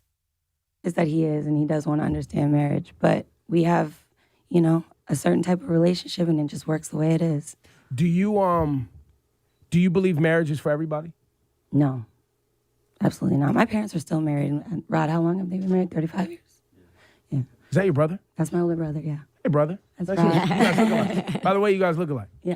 He's like my But twin. do you believe in marriage? I believe in marriage if it's with the right situation, but I Right. feel like, you know, I've seen a lot of people get married and break up in the term Right that after, yeah. No, in the term that I've been in my relationship. Right. So, Yeah. You know what I mean? I feel like you can't really put a tag on it. Of course, everybody looks at marriage as something very, I don't know, solid and important. But if you have a solid relationship, you got. I mean, it's gotta.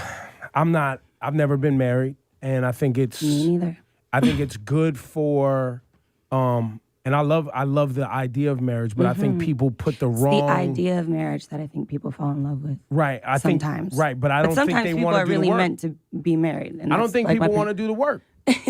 There's a lot of work. I There don't is a think lot of people work. really want to do the work. Yeah. But then sometimes you see relationships like hers that it's like, all right, you've proven your loyalty, you've proven to be there, and it's like, it's so. I mean, I don't like. You're basically married.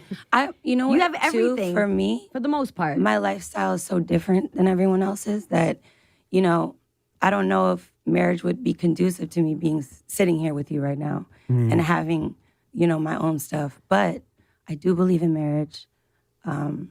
I do believe in love. Well, whatever that is. Can you when you say sitting here with us, do you think if you were a wife or a mom, you wouldn't be wanting to? You wouldn't have that same. I feel like my perspective would just be different. Like it's just I'm younger at heart right now because I don't. You know what I mean? Right. Yeah. You know, marriage is what you make it. That's the one thing I've Marriage learned. is what you make it, and I'm sure I'm gonna get tons of shit from people for this interview and talking about marriage. But this is some real stuff. Well, that's because they want to put their ideas on other people, right? Mhm. Yeah. And some people are married and they're swingers, and people don't love that. Right. Some people are married and they have an open relationship, but they're married. People don't love that. Some people are married and they live thousands of miles away from each other and haven't seen each other in a year and a half, and they're fine. You know what I mean? Like everybody just has a different wave. And like even the record Love a Loser, the hook is I'd rather lose a lover than to love a loser. You don't want to just end up with some like random stuff and just be lying to yourself at the end of the day. How much of this project is about your personal life? Ooh, in a percentage? Or yeah, I mean, whatever. No, I think every single song is based on my experiences or experiences that I saw other people go through. So it's all very personal, just all the way around. So a lot. You think that guy knew about the rumors? It's a very awkward interview, isn't it? She's married to a guy named Alex Fine, and he's fine. And he seems like a good guy. He ran a 50-mile marathon for domestic violence victims. And she was at the damn finish line waiting. I think she found her fucking prince. Because he's super cute and they're on like their third or fourth kid. White nails were required. Ugh. A lot of it. Pretty much all of it. And we've known you now. When did you come bust on the scene? When was that first record? Me and You came out in 2006, 2005. 11 really. years. Actually, it was 2005 because it was MySpace that I put it Wow, on. yeah, that's oh my right. God. The end of 2005. And then later, I remember you put out a record with Nicki Minaj. I did, The Boys. Yeah, because I just remember the music video was so fly. Thank you. Yeah. Thank you. That was a record that I did, and Nicki heard it, and she was like, yo, let's do this together. So that's how that worked. What does Cassie do like when she's not, red carpets? Like, what do you do? I'm chilling. I literally am a chill. Like, is there something chill. about Cassie that none of us... I'm low-key boring. Like, I mean, I live a very exciting life, but I'm very, very relaxed. I like to chill. I love to cook. Oh, okay. I mean, tidbit. I don't know. There you go. Now we're getting. I do. I love. Now we know why this relationship is working. Yes. Are you part Filipino too? I am. I'm half. My dad's Filipino. How's your lumpia game? Your lumpia game is on how's fire. your pancit? My pancit's good. Adobo's good. Lumpia, I'm still working on it. My dad is like the ultimate chef. He's a firefighter and he cooks for the fire department. Shout out to Pops. Shout out to Pops. Thank you, Dad. Damn. Her third is a boy. Teaching me. So we gotta step your lumpia game up. We gotta step. You know what it is? It's the paper or whatever that is. right. Not the roll, not the paper. The roll. The rap. The rap. Yeah. Talking about weed now. Sorry. But yeah, I find that you're making special lumpia. Special lumpia for everyone that walks through the door. That's a great idea. Smoke lumpia instead. So we could smoke it. We could smoke it for sure. No, I mean, I really am super chill. I love to do hot yoga. Have you tried it? I've never done Bikram. Is that Bikram? Yes, it's Bikram. Yeah. It's the same thing. So I go to Russell's place. It's called Tantras. How is that? It's great. It's really, really great. I love it there. So when you walk into Russell's yoga, Who's Russell? Is it? Don't tell me. Is that Russell Simmons? yoga spot, it's just mad actors, actresses, models, everything. It's just like a celeb. It's just all Midge. That is absolutely disgusting. Is that true? He liked the look of white against his dark skin. That's why he had white parties. JC, I agree. All walks of life. Everybody. And then, like, if you're there on a consistent basis, you see people in there, like, really working for it that you don't know. Are you required to listen to Russell talk to you about eating? Is that a part of the requirement? About eating? Or, you know, his Eat Healthy, or do you have to, like, buy one of his books or hear him talk long No, about? he gives me his books and I read them. Okay. Yeah. But you're not required to, because Success and sometimes sitting and stillness. listening to Russell can be its own Look, I took journey. a class with him, and when he did an inversion and went up, it was one I definitely could not do. I was like, I give it up. I give it Russell's all. got more moves than you. Look, he's a G. He's about it. Yeah. So you cook well, your adobo game's on point, so that's a good look. You smoke weed, we got that. We know that. Are you big like spades, hang out? You play mahjong or any of the, you play any of the ill games? Any of the, because my Filipino friends, the old ladies sit in the garage and they play the mahjong where they fill the big dominoes on the bottom. You don't play that? Nah, don't do that, no. So yoga, weed, cooking. New album. Writing music, singing. Writing music, been in studio, still working. Really just been in studio. That's pretty much. JC, we almost have the same wavelength of our brains. The end of it, but That is. working on my craft. Oh, and you know what I'm not bringing up? What? I act as well. So Well, that's why you're doing this mini movie. yes. And would this be considered a mini movie or? It's a short film. It's about 10 minutes long. Yeah, it's like 10 minutes. Yeah. So it's a long music video. It's a long music video, and the music video, which I believe comes out when? Tomorrow. It's out tomorrow. Yeah. Smoking too much weed, you don't even know that. Comes out. Do you guys see like that cut above her eyebrow there? Who would kiss on the lips? Diddy's mom? What? Diddy's mom was also at the parties with white nails and getting IV drips after. What's FO?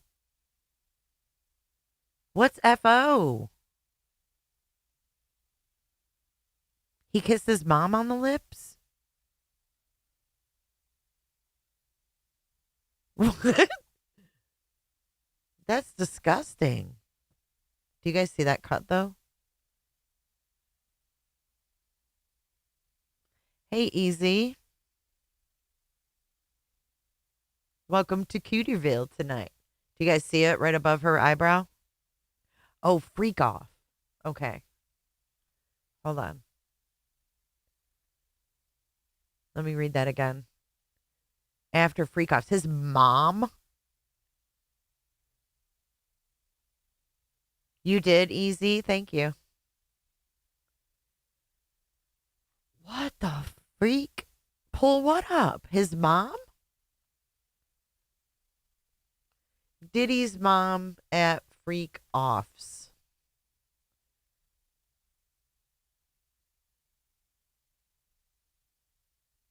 Oh my God.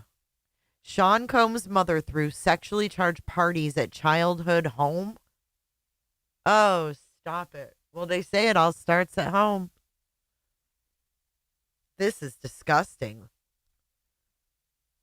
Sean and his mother, Janice Combs, in 2023. Fuck, Rolling Stone. It's behind a paywall. Ugh. P. Diddy's mother accused of participating in freak-offs. Blech. His bodyguard, Gene Deal, has thrown a bolt of intrigue into the sizzling soup by insinuating that not only the rapper was involved in freak-offs, but his mother might have also had a backstage pass. Oh my God. That is sick. Oh, she liked the freaking drugs. Oh my word. And people didn't see her as a red fucking flag? Are you kidding me? What in the pure fuck? Look at her. Look at her wig. Stop it. I have never seen his mother. Oh my God. That is just creepy. Oof. Tupac, Lisa Left Eye, Al B. Sure, Aaliyah, Biggie Smalls, Andre Harrell. Heavy D passed after having disagreements with Diddy. Whitney Houston, accidental OD, rumored to be Clive Davis in Diddy's work. His mom has said the name Puffy came from a toddler's nickname because he would huff and puff when he threw a tantrum. Whew. Norman Bates' mom? Oh, Sin, you never disappoint. Shut up. His candid videos are so stupid. Okay, hold on.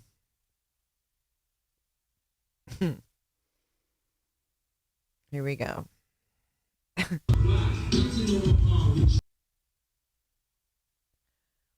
What the freak? There's him and Mama. She has white toes too. People knew it was weird back then. Hey, Amy. Yeah,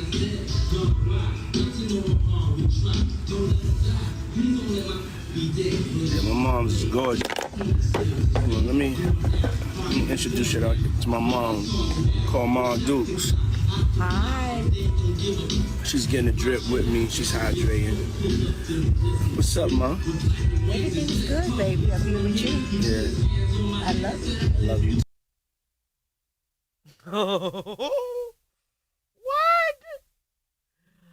What? They're getting a drip? So they do the IV drips after their parties? And they show this on videos? The bag is yellow. What's in the bag? Flo. What's in the damn bag? She's like, I love you. He's like, I love you. I love you, baby. Everything's good, baby. I'm here with you. Yeah. I love you. I love you too. Oh, these people are weird. This was put out publicly. I am Diddy Snaps, YouTube channel, homemade videos. Thank you, Easy. Ooh, this is interesting.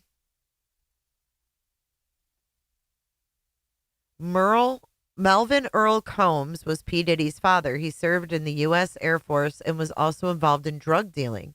Melvin was shot and killed on January 26, 1972, when Diddy was only 2 years old. Diddy's mother initially told him his father died in a car accident. However, Diddy later learned the truth when he was older. While researching in the library at Howard University, he discovered that his father had been murdered in a drug deal gone bad.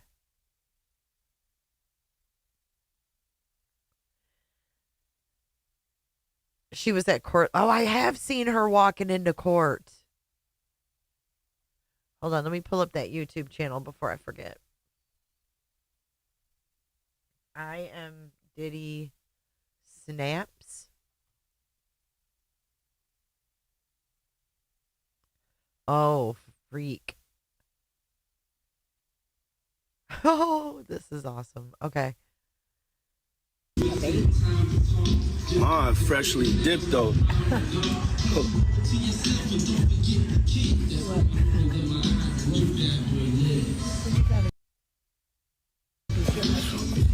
I was just trying to show you shoes.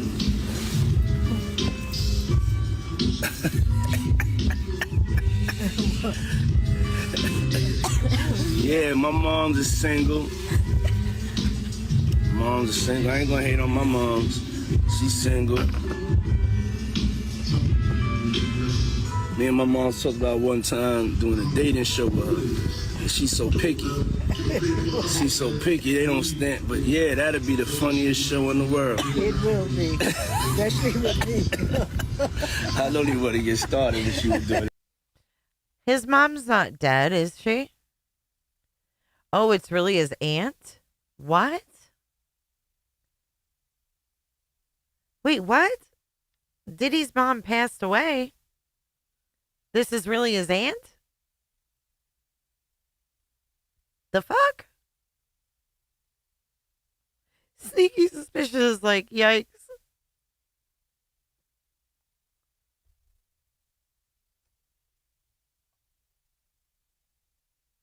Yeah, we're not doing that, cause yeah, my mom's single. Yeah, for real. Mom do know how to have a good time. She ain't sitting in the house playing. They outside moving and shaking, baby. She come with me to strip club. I don't care. For real. It's my dog. You know, I want to live life. Be out here moving and grooving. So my mom told me, she just said, keep moving, baby. That's right. Keep moving. Don't stop. She could touch the floor with her palms. You know? Flat. Oh! Take pew pew pew. That's disgusting. Oh my goodness. Sneak. It is some crazy shit, man. And I'm telling you, I've never dug into this dude. Never gave a shit, but this is some wild stuff. Okay, here's 10 celebrities that tried to warn us about Diddy. There are so many witnesses. There are so many victims. Welcome to Ms. Mojo. And today, 2024 arrest and indictment. Who this case is going to touch and Between the lines whenever somebody described a puffy party. In a 2014 episode of Keeping Up with the Kardashians, Khloe recalled attending a Diddy party where everyone was, quote, butt naked. Stop talking. You met Chloe's new crew of friends. And all I said was, yes. Stop and then talking. I stopped. All I said was yes. Khloe's former brother-in-law, Kanye West, also made comments concerning Diddy that read differently now. In 2022, West called Sean Combs a, quote, fed, claiming he had sold people out to spare himself from jail time. That's why you gotta come at me, because part of the deal for you to be a do all that and get out of jail is that you promise that you're gonna go pull my co-car. Since West is infamous for making wild, often unfounded accusations, these statements initially blended in with his other tirades. Even now, it's hard to say if West sounds like a warning, whether or not he truly had any inside information. But you've never got invited to them, so you Berkeley, you know what I'm saying? But you've heard about the parties that everyone are talking about. But you've never got invited to them, so you I don't know really... I don't know. I don't even know what the party. That's how far out of it I am. Usher. When he was just getting his foot in the music industry's door, a 13-year-old Usher spent a year living with Combs. Usher. Now that is just downright disturbing too. Are you doing dishes at all? I mean, to keep you humble somewhat, or are you just like, can you stay up till 4 a.m. with them and party? I mean, I could. I actually stayed up longer than them. Although he made it sound like a blast, Usher hinted at something more disturbing beneath the surface. Usher said that he didn't, quote, understand what he was even looking at, and, quote, very curious things were taking place. I went there to see the lifestyle. Right. And I saw it. And it was but I don't know if I could indulge and understand what I was even looking at. Perhaps most telling, Usher made it clear that he wouldn't want his children attending, quote, puffy camp like their father. Regardless, Usher's protege... Puffy camp. This is disgusting, man. Justin Bieber would spend 48 hours with Combs. It may just be speculation, but a fake phone number that Bieber later gave Combs now reads like a cry for help. I mean, you try to get in contact with me, through all my, partners and whatnot. Mm-hmm. But you never really got my number, so. Right. Okay. My number? Yeah. I'm gonna tell you my number. Yeah. It's 555. Yes. Okay. 5555. Mace. In addition to breaking out as Diddy's hype man in the 90s, Mason Darrell Betha, or Mace, What about Puffy's flavor camps? Yep, Beavers. What's up, Brendan? Yeah, me too, Brendan. I never liked him either. Released 3 studio. I never got paid what I was worth, and I never got the respect I was worth. So the disdain that I got for Puff is more like, you trying to keep me here. Leading up to his former collaborator's arrest, Mace claimed Combs cheated him with a $20,000 publishing deal and had been withholding royalties for decades. What a dick. Somewhat vague, Williams was especially concerned about protecting a certain area of his body. Williams didn't elaborate further, although he took another shot at Combs later in the interview. I know how blessed I am. If I look at it, I got it. That's how Diddy be feeling. No, come on, man. That was in 2020. Wait, listen. Cat Williams, listen. Had the choice to file things, roughly $5 million in unpaid earnings. Dawn had the choice to file the case as a Jane Doe, and she chose not to do that. After giving it a fair amount of thought, she wants accountability. It's gonna be in a dimension it's never been. Yeah, it's gonna be. The greatest thing floating in 2024. Mark the words. No way. In a whole different realm of business. Comedian Cat Williams is no stranger to run-ins with the law and reported abusive behavior. As such, it's understandable why some would call Williams' credibility into question. In January 2024, though, Williams made several remarks about Combs that only became more relevant in the months to come. On Shannon Sharp's Club Shay Shay podcast, Williams touched upon the now notorious Diddy parties, advising people to just say no. And you gotta tell him no. You got to tell him no. I did. I did. See, I got the receipts for everything I'm telling you. That's why I can say them so freely. Kid, I need no. While his reasons were somewhat vague, Williams was especially... He said, you got to tell him no.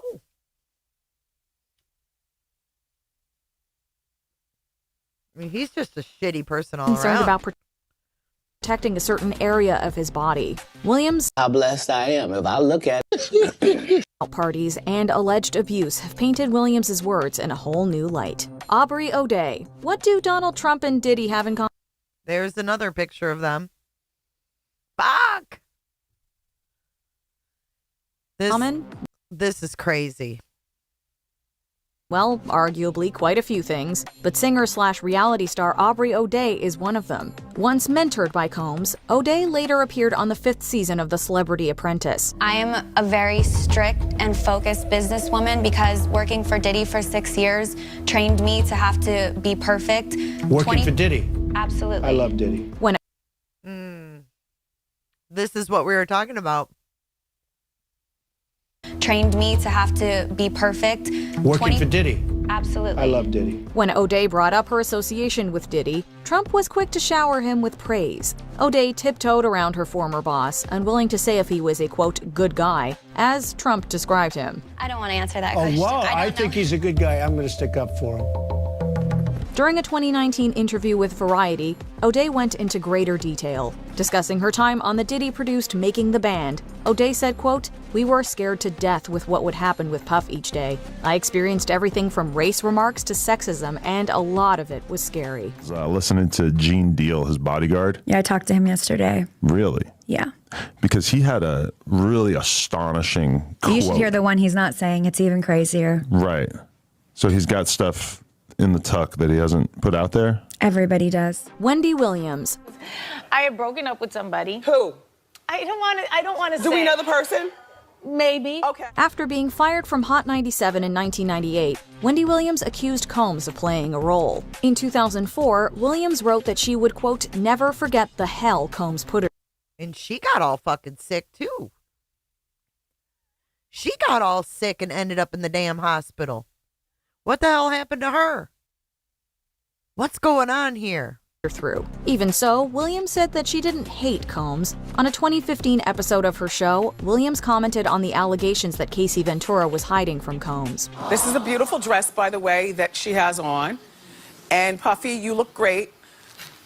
for all the hard partying. Williams painted Combs as a, quote, oh, damn.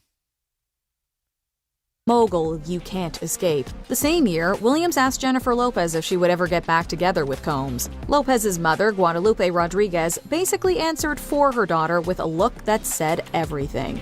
Although they reconciled in 2017, You are exhausting me. pins and needles to hear Williams' thoughts about Combs in the wake of his arrest. You are exhausting me. Let me tell you something. This week has been hella exhausting. 50 Cent. Curtis James Jackson III, aka 50 Cent, is another big name who's had a long-standing feud with Combs was connected to the murder of Biggie Smalls. She scared them boys from the west side of break them off. There's still little concrete evidence backing up that conspiracy. Do you guys think that he had a hand in Biggie's death too? Theory. In October 2023, though, 50 Cent elaborated on his beef with Diddy, describing his parties as, quote, uncomfortable.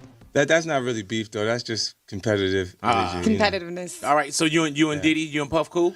No, I don't really rock with him. Okay. During his...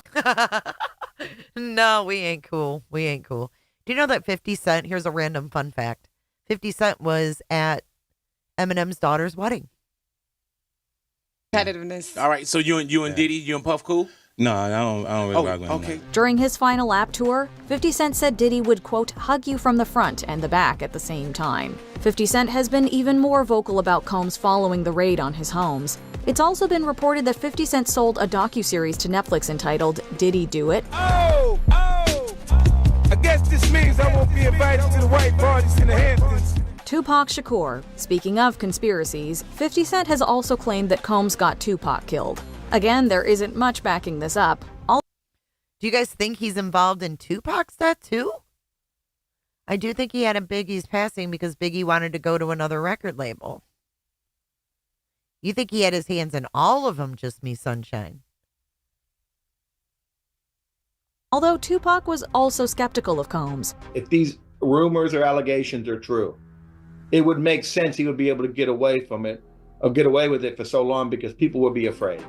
Look at Anjanette Levy's face. She's disgusted.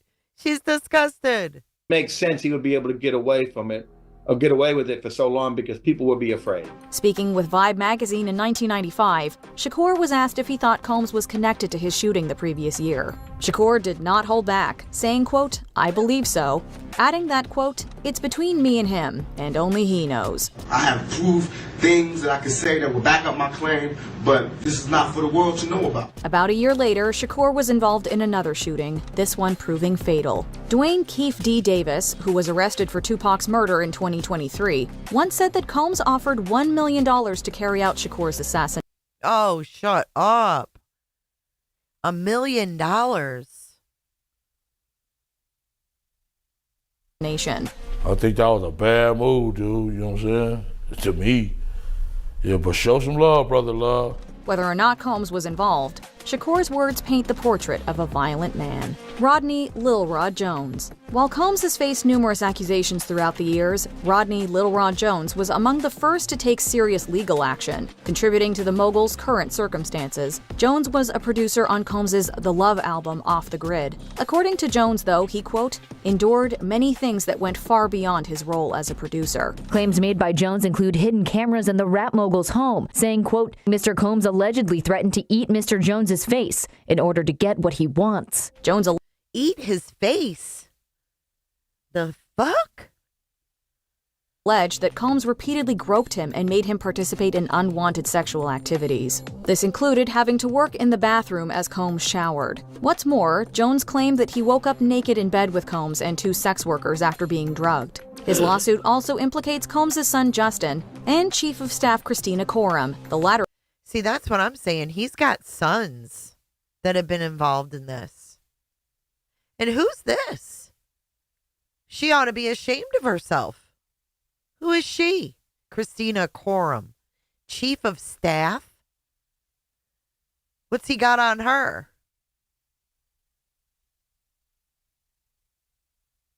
This is crazy.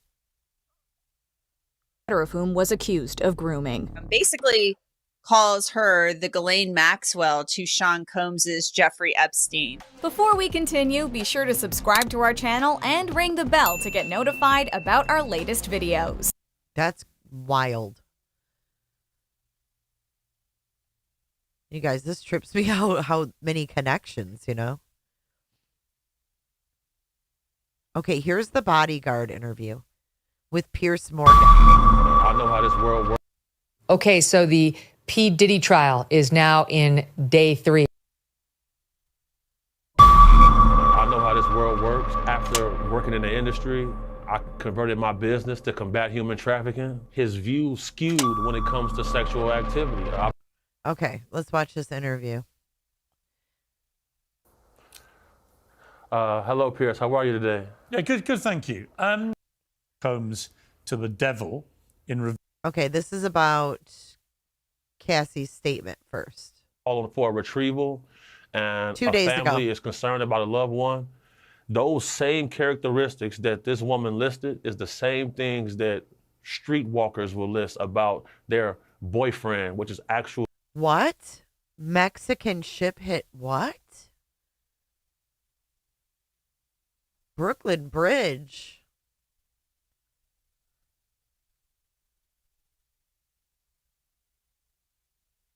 What? Mexican Navy ship? Oh. Aries. Are people okay? Are people all right? Breaking news, breaking news.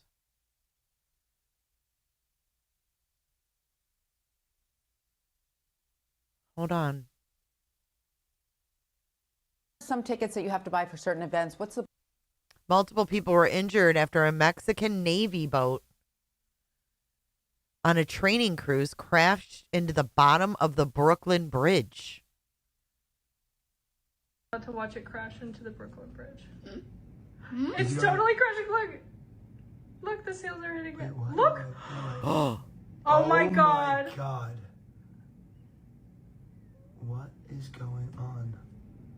Oh my God. What is going on? Whoa. Did it do any damage to the road? To watch it crash into the Brooklyn Bridge. It's totally crashing. Look, the sails are hitting it. Look. Oh my God. What is going on? Oh my God. What is going on? Wow. There is no word on how many people are on board. The Mexican Navy. Why is the Mexican Navy by the Brooklyn Bridge? What? A training ship? All lanes of the Brooklyn Bridge are closed, and the NYPD Harbor Unit and Scuba is on scene.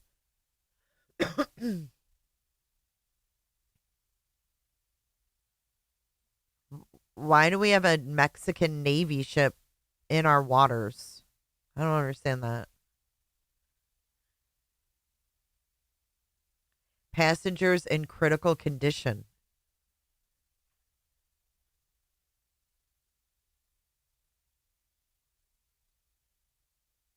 This is crazy. Mexican Navy ship.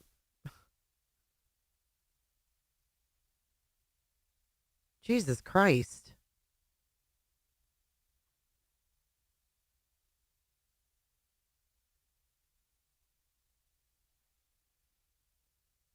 During a promotional tour in New York City? A promotional tour of the Mexican Navy?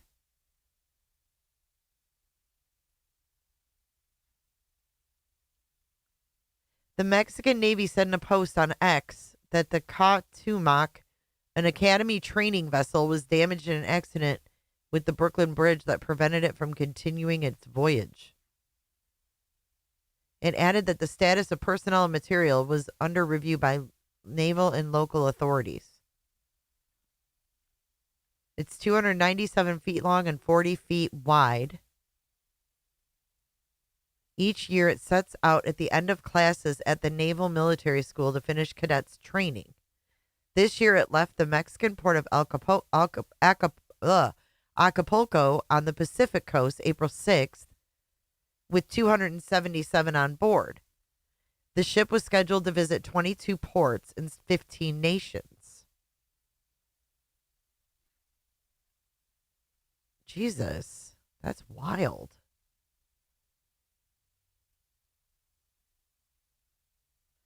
No, it really makes you wonder why would we even allow that? It's fucking weird, man. And in front of a fertility clinic today. Okay, let's listen to this. Sorry. Thank you for letting us know, Aries. They're pimp and panderer. That's why I have an affinity for people who are survivors of this type of nonsense and oppression. And this sounds familiar. You know, along this path, I've been poisoned 3 times. My toxicology report showed cyanide. Hear this? You know, cyanide metabolizes into pneumonia in your body. So I've had pneumonia on 3 occasions. See, that's crazy. Like Jamie Foxx, right? He didn't really talk about what he had.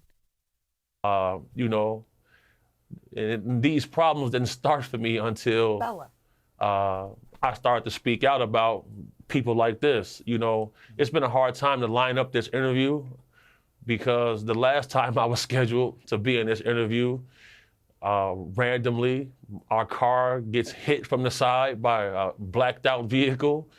No license plate. That's happened 3 times this month so far. Really? Somebody didn't want me to do this interview. Yeah, somebody didn't want me to do this interview. You know, I'm somebody where I've had FBI come to my house before and tell me they found a threat against my life. So, you know, I'm well versed in this world. But, you know, I got round the clock security. One of them was sitting right here with me right now. This is a dangerous game people are playing, and it's a good feeling for me to see the justice system prevail, and some people deserve retribution. You clearly feel that Sean Combs, over the years, has made people disappear. Right.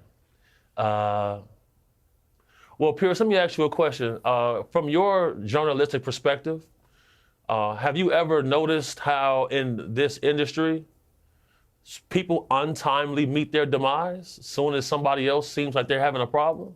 Have you ever seen that before? Well, there was, of course, the case of one of his other ex-girlfriends, Kim Porter, who died of pneumonia at a very young age. You just referenced your own situation with pneumonia that you believe was deliberate poisoning. Do you believe that may be what happened to her? Could they exhume her? Why are so many people coming down with pneumonia? Why is that happening to everybody? What is that about? Where have you ever seen this many cases of pneumonia associated with one situation? So, you know. Brittany Murphy and her husband. There were rumors. I'm not saying. Well, I was going to mention on this that there have been rumors circulating online that Diddy may have poisoned Jamie Foxx, which caused his 2023 hospitalization. In his Netflix show, he compared Combs to the devil in revealing his near-death experience after a brain bleed and stroke. He said, I say this all the time. I saw the tunnel. I didn't see the light. It was hot in that tunnel. I thought, shit, have I gone to the wrong place? I looked up the end of a tunnel, and I thought I saw the devil saying, come on. Or was that Puffy? I'm effing around, but if that was Puffy, had a flaming bottle of Johnson. And no, I'm just kidding. I think that you have taken that to be a not too oblique reference to the fact that he's suggesting he may too have been poisoned. Jamie Foxx said out of his mouth that his partner handed him an Advil, and after he took that Advil, he woke up 22 days later. That's what he said out of his mouth. I can't. I feel like us as a species, I feel like human skepticism has become a virus, because if we don't trust the words of our peers, where are we as a species? You know, eyewitness testimony and circumstantial evidence is enough to get a person a life sentence in any court on the earth. Why is it that when people are whistleblowing and putting their life and livelihood on the line, they receive so much scrutiny. I don't think that's by chance. Tax day has passed, but for millions of Americans, that's where the trouble begins. The IRS. It's nuts.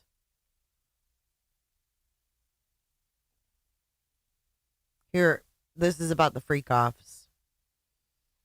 Most people I've talked to say, well, there were layers of parties that Diddy would throw. There was the public one with all the glamour and all the celebrities and stuff, and then there'd be various layers ending up in the freak-off area, and that would go on sometimes for days and was extremely depraved, involved a lot of drugs, a lot of very kinky, depraved sex and so on. What can you tell me about the freak-offs? For those who don't know anything about this world, what was it about the freak-offs that is so fascinating to people, do you think? What people have to understand is swinger parties exist. And that's exactly the lifestyle that this gentleman lives. He's a swinger. And swingers hang with other swingers. That's what it is. Like the term freak off has become sensationalized by media. But what the true nature and name for this event is going to be called a swinger party, Pierce. And that's what takes place. You people, partners sharing their partner, indulging in sexual acts. You know, as long as things are consensual, you know, what people do is their business. But if I'm getting a call because somebody's applying oppression on other people, that's when things become a problem. And, you know, I had sent in a video of the guy, Combs, walking around, collecting everyone's cell phone before they get onto a yacht to go party. Why do you have to collect everyone's cell phone before you go onto a party? He's Right. I mean, if this is all consensual, like a swingers party, right, where the people are all consensually there, that's different. He takes all their cell phones away and then he records them every which way but frickin' upside down and then holds it against them. This is fucked up. Wouldn't you? But then people want to go because they want to be part of the fucking, oh my God. collecting the phones himself. What a mess. That's what I meant by there's layers. I would have told Diddy to get fucked. To the party, you know, the first part of the event is going to be a normal socializing mixer, but you know, when the guy comes out collecting phones, that's when things are about to get. That's when somebody's cake's getting touched. This is how it goes. It's a zest apocalypse right now, man. We got to do something about this. Is there any doubt that he was bisexual? Diddy? That seems to be clear from a lot of the evidence that's come out. Yeah. All of these guys are when it comes to that. Like, all these guys are. I think those guys are there for the guys. Fucking weird. I've very rarely seen any straight dudes in this industry, man. That's why I pivoted my business. Like, wow.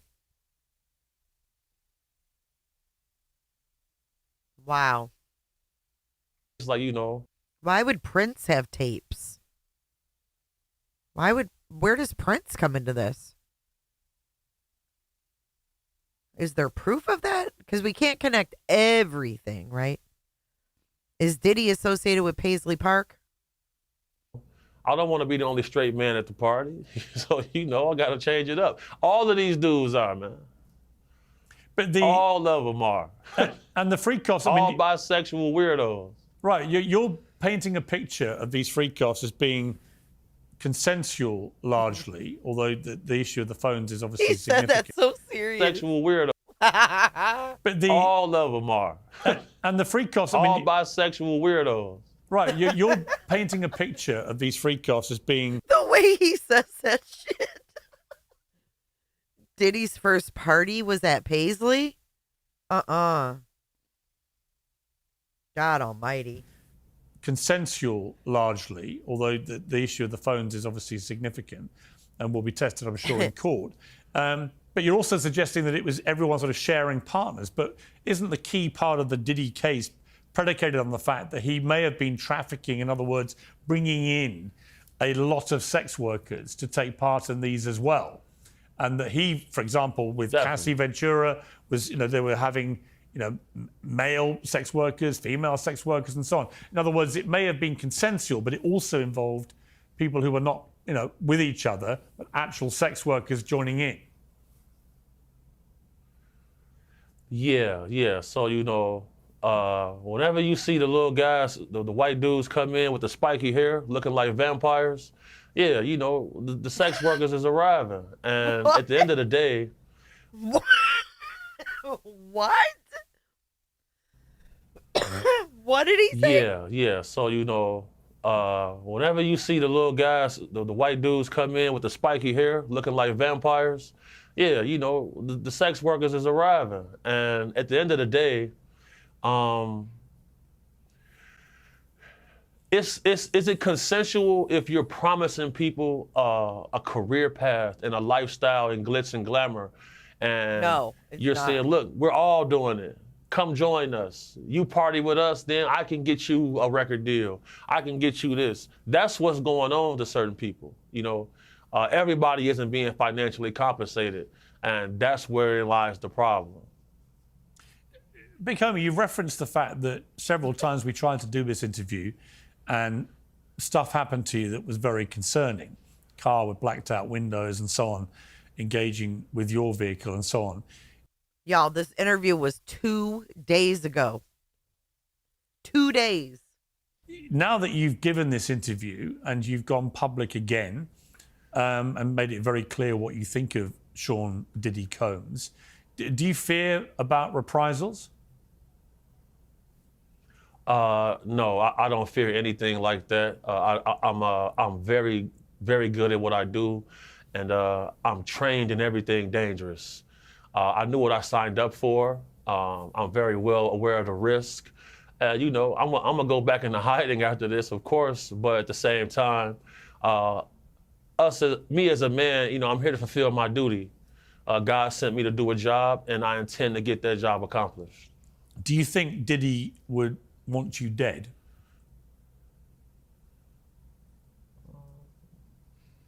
Probably be in his best interest if I was.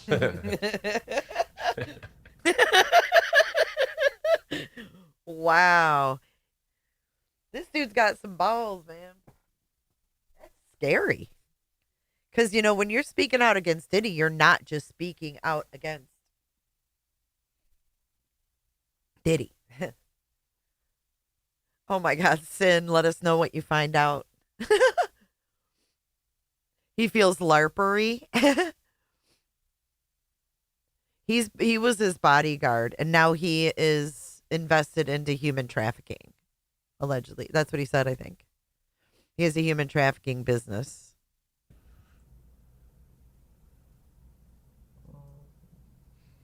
Probably be in his best interest if I was. Good luck with that, though. I've been proven to be hard to kill, though. Shout out Turn Up guys. Shout out to the guys. Just finally, Big Homie, there's a lot of speculation about what he may have kept on tape. And I think you've talked about the fact a lot of these guys like to keep trophies, memorabilia, absolutely souvenirs of their depravity, if you like. Just tell me about that briefly. I mean, was that part of the modus operandi for the freak-offs and everything? Yeah, so what I'll say is throughout my career path, we may end up with a pedophile's phone. And in that phone, you'll see a list of trophies. And when it was announced that he had CCTV film cameras in the house, and when the Homeland Security did the initial raid, they didn't inform the raiding officers whose home they were raiding because they had information that he might have been protected. And,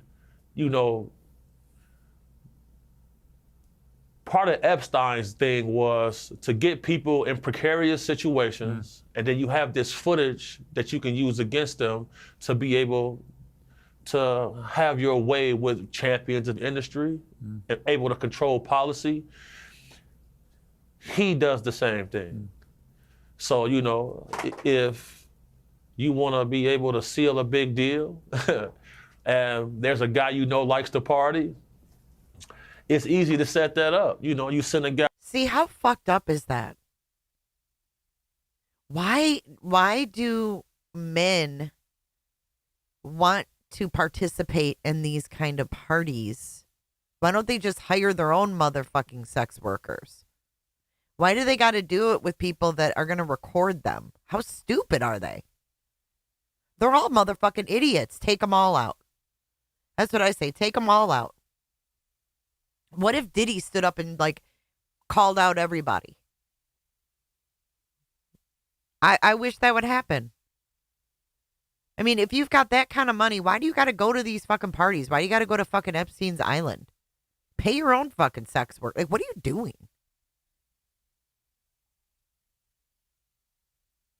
No, the white parties were the parties, and then the freak-offs were the other parties. And it's so fucked up that his daughters... You're right. It's so disturbing. All of it. Got a screenshot like, yeah, man, you had such a good time with those 2 underage girls yesterday, man. You remember this video right here? That person is going to have some incentive to help you out in what you need them to do. It's the same. We've seen this over and over. What do you think is going to happen to him? And what do you... why do these these men are so powerful, right? Why do they put themselves in predicaments like this? Because they think they're above the law? It's just like, hey, Nicole G, we just actually covered it. Aries came in here and told us. Let us know if you hear anything else. It's weird. Do you want to happen to him? I actually think he may get off. I think he might get off. You hear this? I've seen stranger things take place. That's freaking scary. He thinks he might get off. If he gets off, this goes way, way, way, way deep. Seriously, if he gets off, this is deeper than we will ever know. That's because that's beyond fucked up.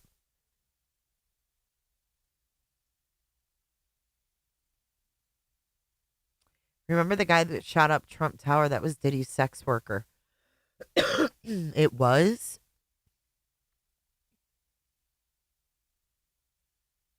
Yeah, I don't trust his sons either. See, I don't like that he has sons out there that are already groomed to do this. What's going to stop them? Imagine being a juror. Fuck that.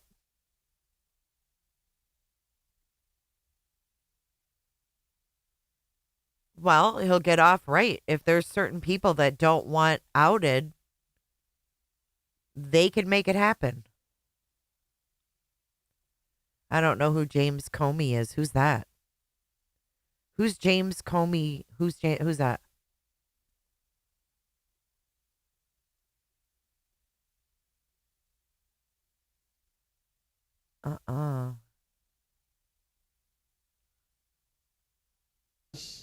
They offered him a plea deal of 15 years. He turned it down. That's that. At first, they were saying they offered him a plea deal of 15 years. I just threw up in my mouth a little bit. Just hearing him say that. What? I did not know that. I actually think he may get off. I think he might get off. I've seen stranger things take place. They offered him a plea deal of 15 years. He turned it down. That's that. At first, they were saying life. Then it went to 15 years. I wouldn't be shocked if he got off. And what would you like to happen to him? What I'd like to happen to him, I'm not going to say on air. I'll say it to you off camera. But I'll say this. I wish the worst. And I have extreme disdain for any man who wants to traffic another person, because that is just slavery all over again. And I don't believe any one person should have dominion over another human being. I like Big this homie, guy. see- I like him. I'm glad he spoke out. I hope he continues to do so. This is really scary. Oh, I can't believe they gave him a plea deal. The fuck? Put a 1 in chat if you knew about the plea deal. Put a 2 if you did not. That's nuts. I don't even know what to say about that. Why would you offer him a plea deal other than there being some kind of shit behind it?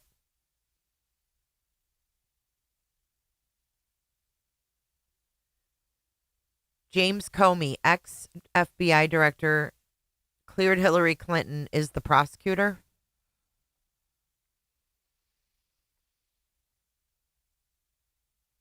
I mean, I admit I didn't watch a lot of this, but I didn't know that he was offered a plea deal. Jesus, that's really disturbing.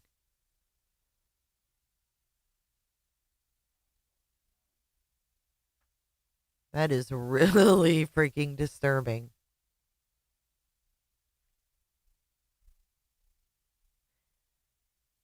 Here is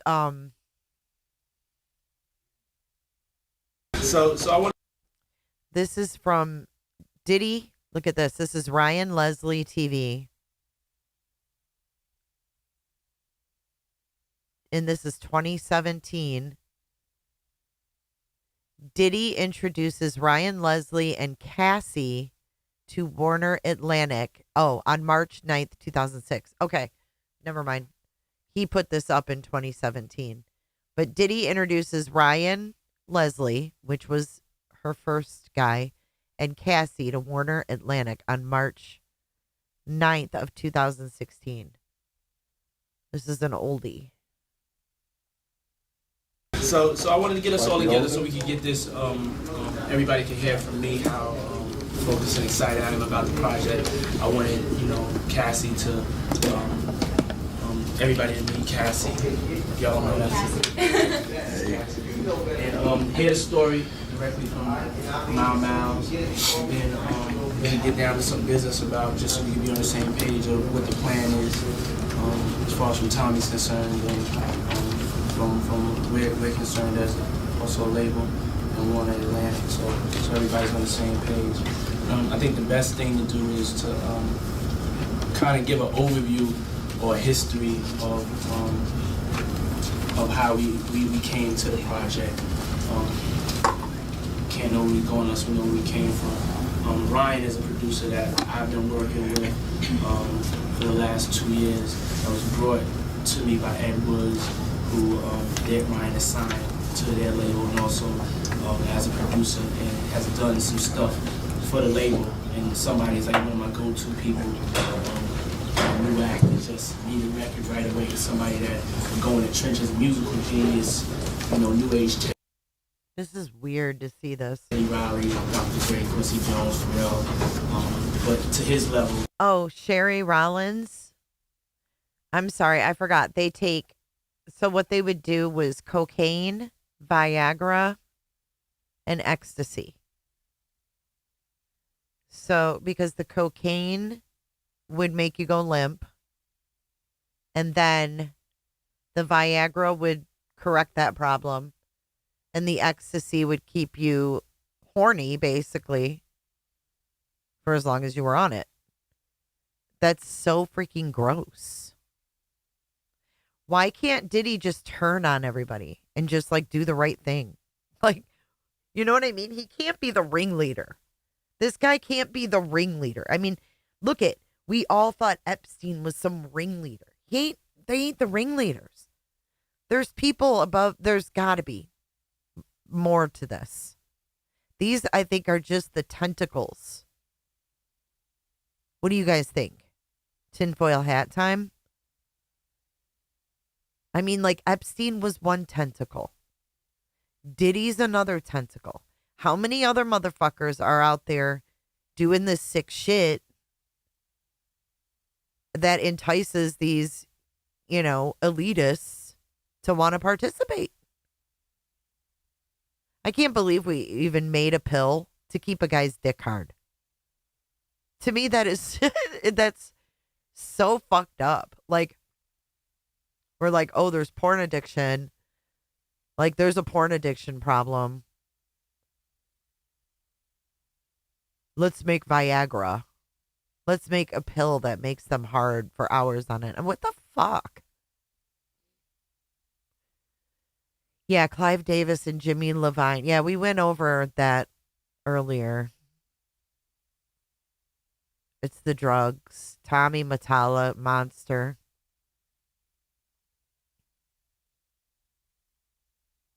Bodyguard said all of them in this industry. All of them. He said they're all bisexual weirdos in the industry. Yeah, he's not that smart. Like, I'm not saying ED's not a serious matter, but it's overused, if you catch my drift. He would make Cassie take it. What does it do to a woman? What does Viagra do to a woman? Diddy's being made as an example. But don't you think there's people that are afraid that Diddy's gonna rat them out?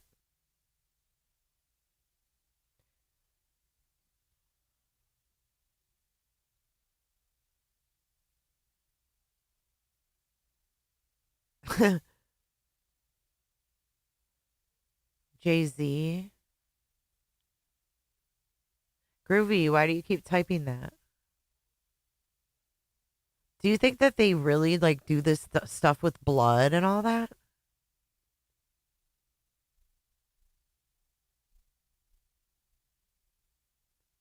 She took ketamine. Viagra was originally made for blood pressure, but notice it had other side effects. Jay, you don't think his relationship with his mother is weird? Yeah, I said it was weird. Didn't I? Yeah, it's fucking weird. All of this is weird. All of it. Stella, do you think it's weird? His own way, but he had something else that was very important that attracted me to his situation, which was he had a new global outlook. He had a record that he put out, and I started hearing this record that was haunting me in the clubs, and it was All right, so he's about to introduce them to Cassie, to these executives, if you will. Cassie's record, me and you, and it was I would hear it everywhere I was at, and so I kept asking what record is that, and when he told me that it was Ryan's act, it was Cassie. When I saw her and I met her and I saw this DVD on her, hopefully we could play that. That's what kind of made me like really fall in love with the project, because I saw something more than just records. I saw something that there was a personality there. There was something that, you know, the whole world could fall in love with.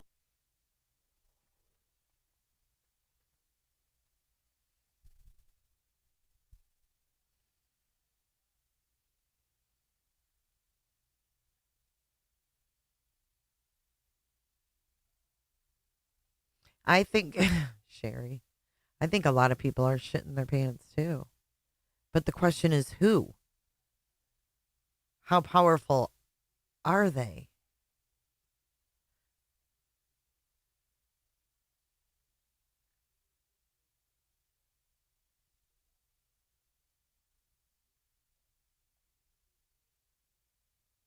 He's so stupid when he makes his own videos too.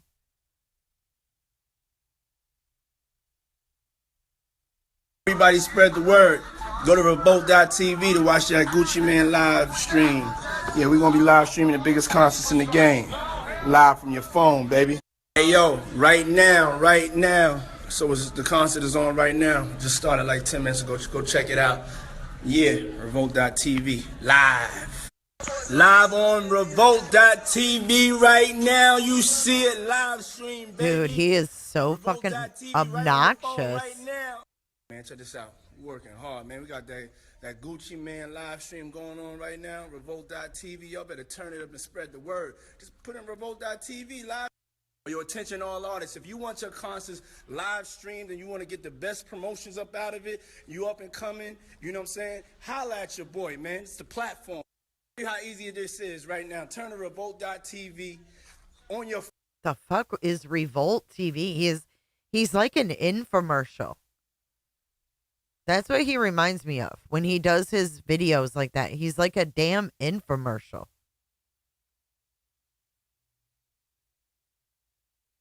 Look at him. He is deplorable. Look at his ass.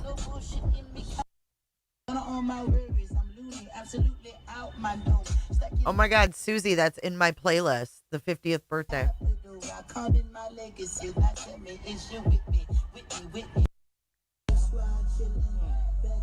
Is that her, Cassie, next to him?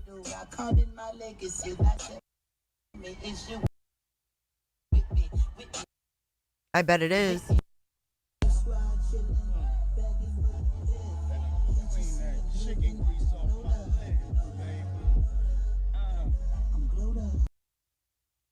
They are fucking high as fuck. I've never liked his music. Ever. Ever.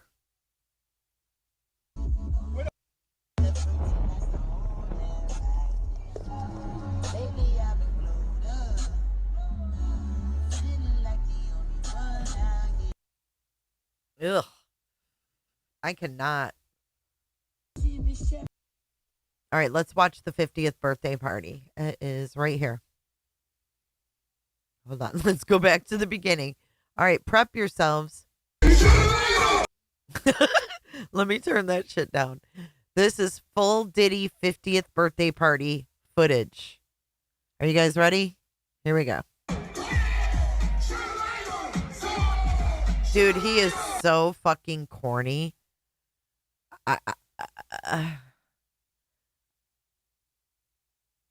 Here we go. Celebrating 50 years of excellence.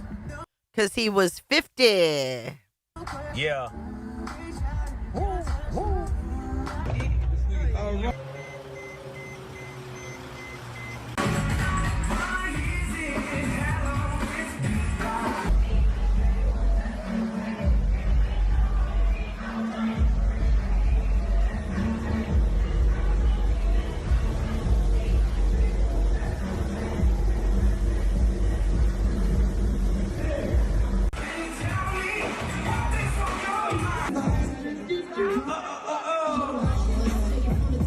Y'all, look at the freaking wall.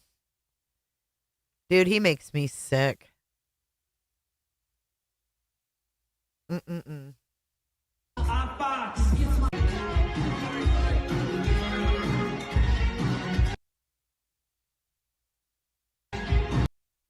Who's that caught over there against the wall?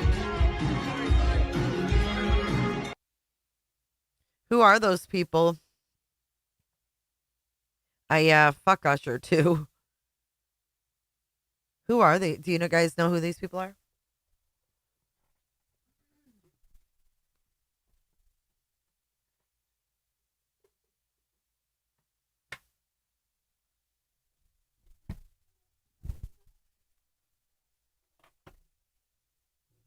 No. Definitely not Cher, no.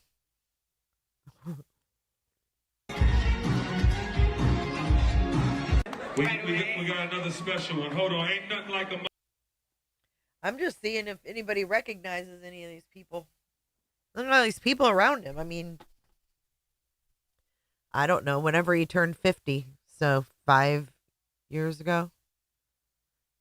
Isn't he 55? We did, Jessica. Blit. Mama's love. Mama Combs in the building, y'all. Here comes my twin. The vengeance. You understand? This man. Who are all these? Who even are you? You understand?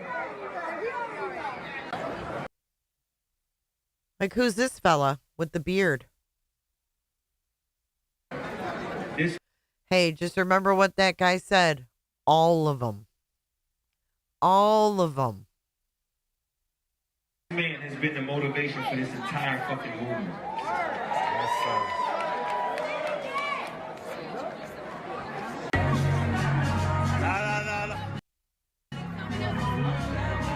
You better relax, my nigga. You better relax, my nigga.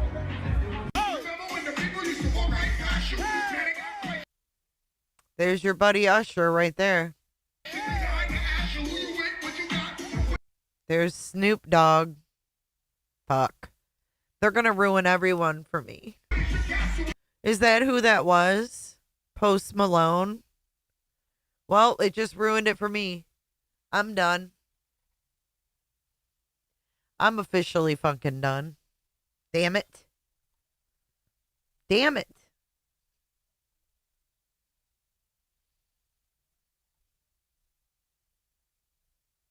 These nuts. Who's Jermaine Dupri? I don't know who that is.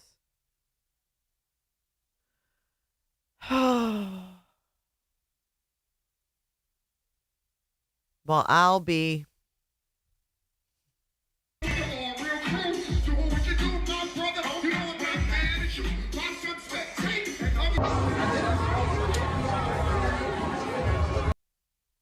Who are all these mofos? Who's the guy standing there? Look at the guy in the suit. This is horrible. Horrible. Okay, hang on. I'm going to make this bigger so you guys can see it better. I hate vertical videos with a passion.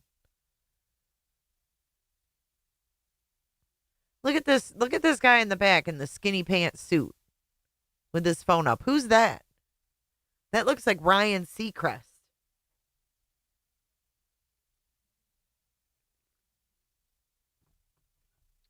Ramblin' Red Rose, all of them. Just remember what that bodyguard said. All of them.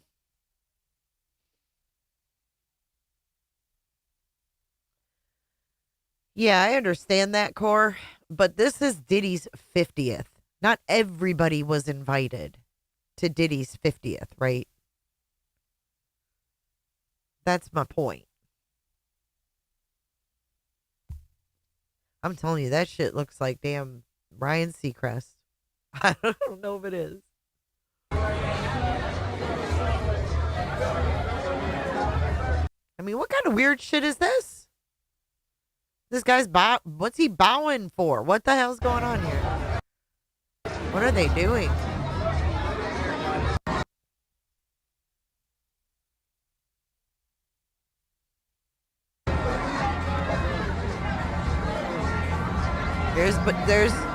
There's Jay-Z. Who's the guy on the other side?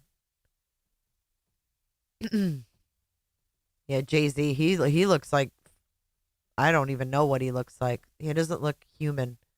Who's the other guy? He doesn't look human either. He looks like a robot or a alien. Cuba Gooding Jr.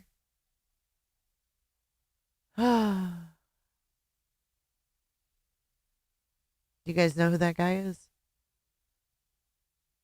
He looks like a damn alien. These people are all fucking weird.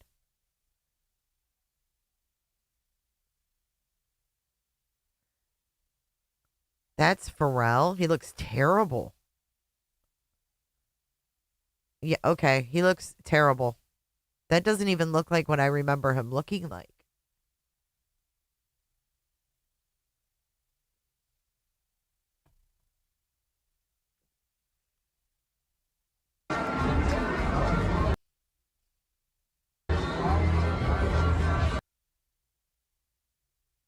It's a big Coke party.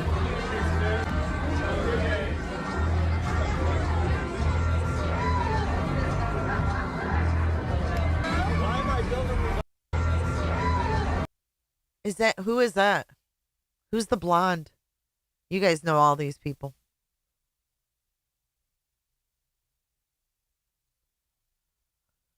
Oh, did he do bad things too, Core?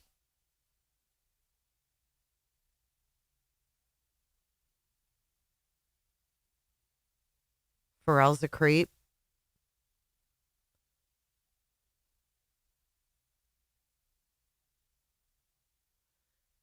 I thought that was Courtney, but her nose looks small. Or Chloe. Oh, there she is.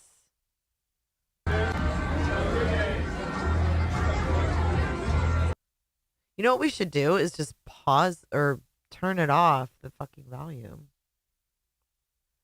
And go like this. Then we can see these motherfuckers. That looks like more than one Kardashian, too.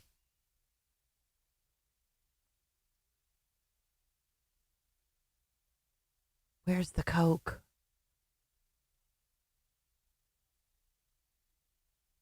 Kanye? Oh, boy.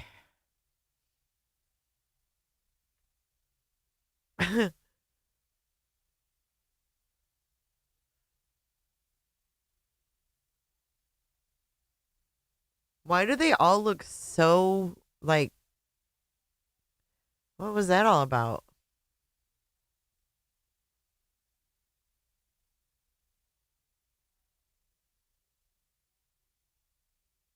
What kind of motion was that shit?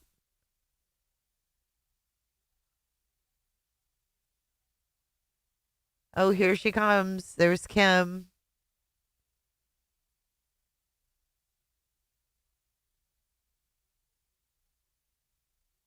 This is kind of interesting, slowed down.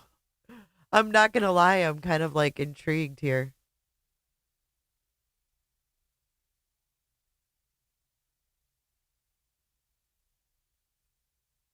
Like, I wonder how many sex workers were at this party.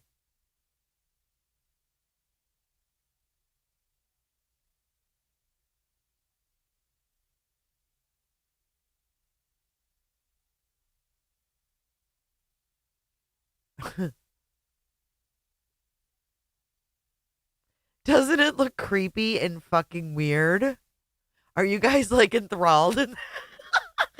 Are we weirdos? Who's the guy next to Kanye on the other end? Who was that? Who's that dude? He's a little guy. Isn't it weird seeing their body language and seeing them interact and shit? I'm glad you guys are just as fucking weird as me, because I fucking love it.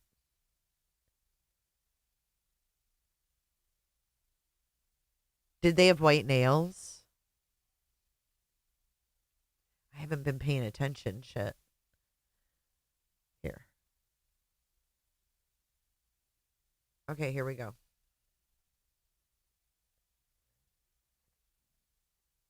I'm super nosy. And this, he videoed every fucking thing. Oh, look how fake. Cheese. Stupid Diddy. Stupid girls flanking him. Idiots. I don't think Jay-Z has moved a muscle. And these guys all look ashamed to have their pictures taken. None of them is fuck. Look at Pharrell looking down, looking all drugged up. The fuck is going on here? Yeah, were the white nails like a sign that you were, ooh, who was that guy? Did you see him? This guy. He looks like a serial killer. Who is that? All of a sudden, there's this old white man. Who the crap is that?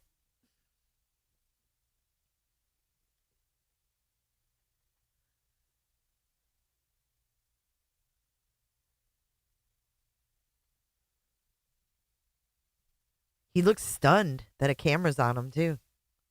Look at this. This shit's funny.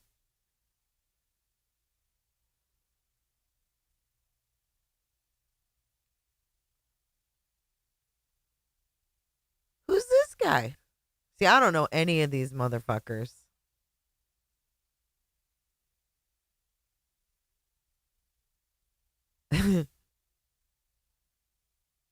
I can't. Just imagine this is moving like super fast. The white man dressed like a vampire is the sex worker.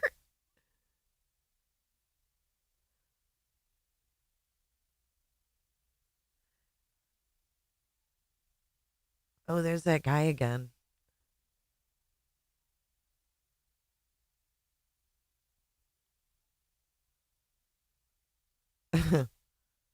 Where are they going to?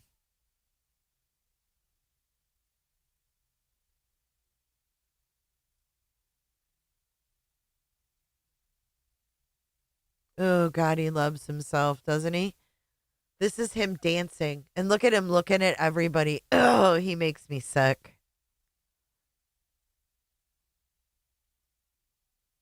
Did it end with a fight?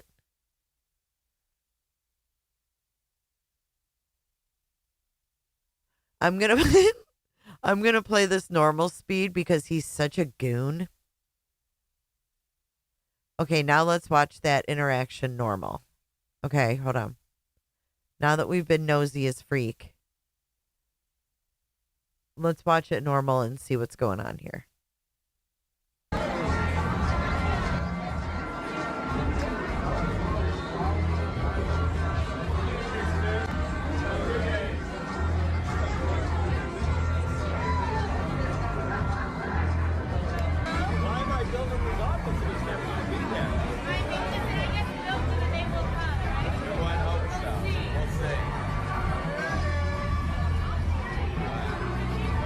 That's a moment. This is a moment.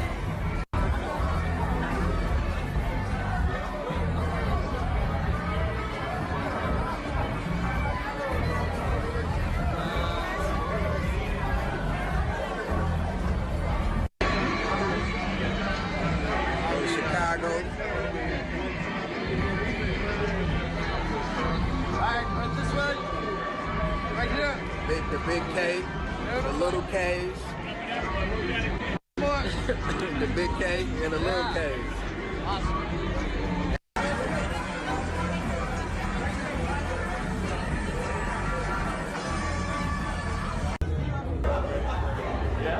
Bro, that's different. Nah, I like it. Nah, I got it. I see you. I get it, bro.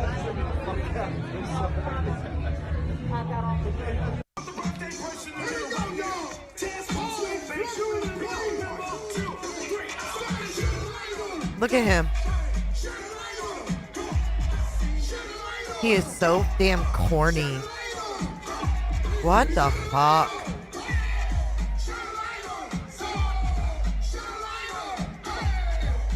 Can you imagine actually liking doing this in front of people? Dude, I see why I never liked this guy. I mean, seeing it from his perspective with all these women and shit, it just tells me so much about him. Looking like a fucking idiot. Hello, Katie. Hello, Katie. It all makes sense now.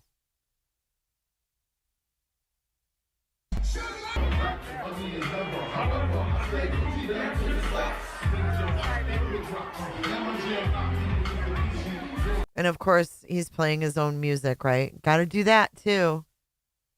Right? It's very it's very cringe. But I mean, just watch how much he fucking loves himself. It's like, it's like, look, Mom, look at me. Oh, the guy with the bushy hair, Simplify? By the cowboy hat? Let me see. Right there, walking in. That does look like a young boy. Either that or it's that one singer.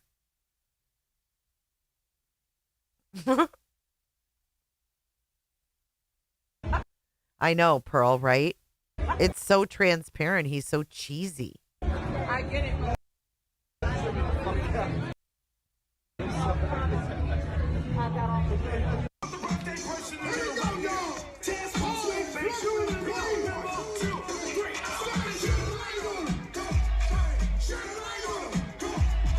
I literally cannot.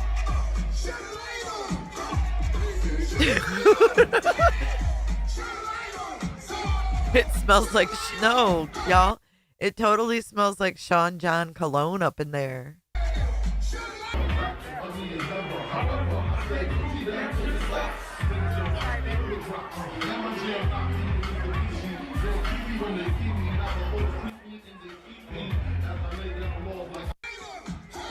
Oh God, not back to this. Oh my God.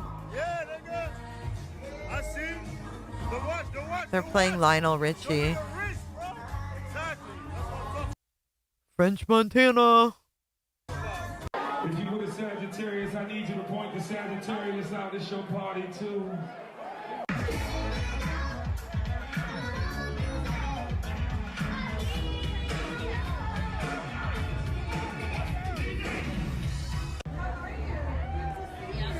Oh my God. Nah, fly. Who the fuck is this guy?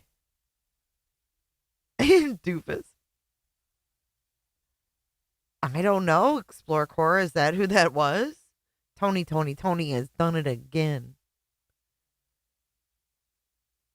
Who is this dude? Take one of my cameras so I have it. I got you.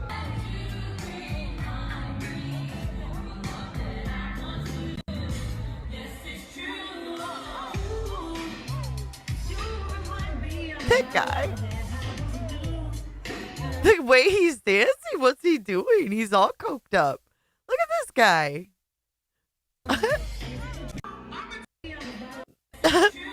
Watch the guy.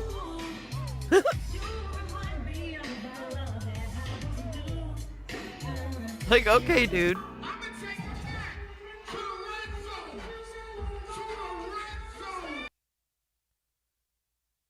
Oh, she's fucked up.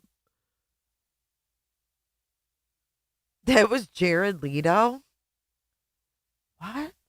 Where? Which one was Jared Leto? Or Lena, whatever his name is. This guy? Oh my God. That's not Jared Leto. No, that's not Jared Leto.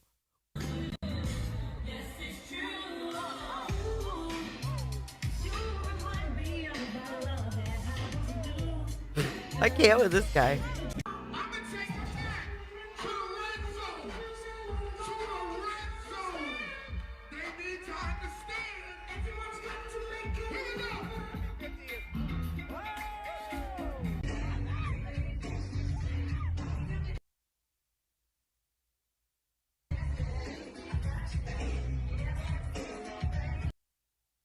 They love Bobby Brown, don't they? She's like, my shit's pink tonight. I'm not going to that after party.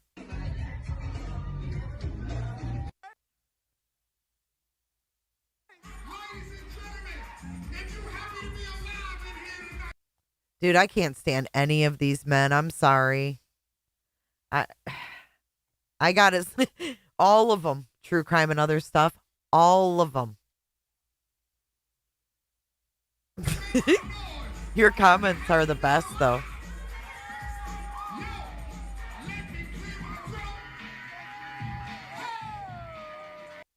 The hell is this guy? I don't understand why any of these people are famous, powerful, or have money. They're all a bunch of fucking scums. They're all a bunch of scums. Why do us as the general public make these people rich and powerful? Why? Why? It's the majority of the people is why they are powerful. Canvas and crime, we did. Sad. Crazy.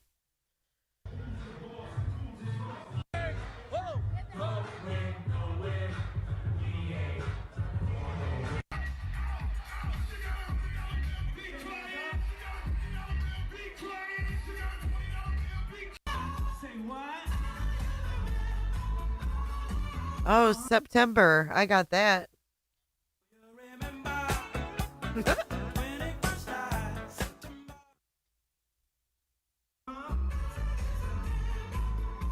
Well, Charlie T has a point. Someone had to pour money into his label.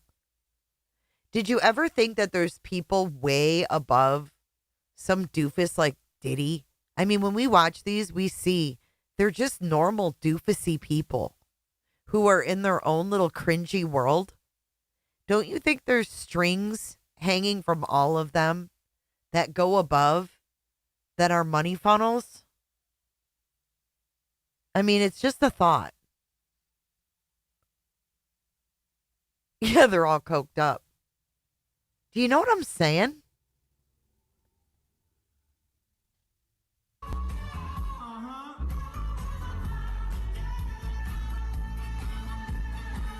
I mean, he just doesn't seem bright enough. He seems like somebody who maybe, something above him did this to him. Like, controls him in a way. Right. Like he's not a fall guy because he's guilty of what he did. Right. They're so talentless and so, like, they don't have personalities. I mean, like, it's odd. It's odd. Looking at it from a 2025 lens, it's odd.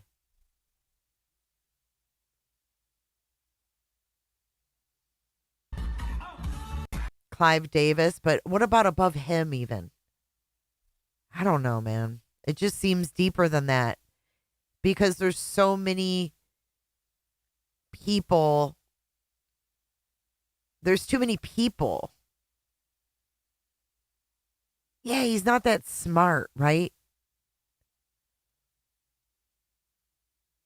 Smart guys don't have to have guys who could run an enterprise don't have tantrums.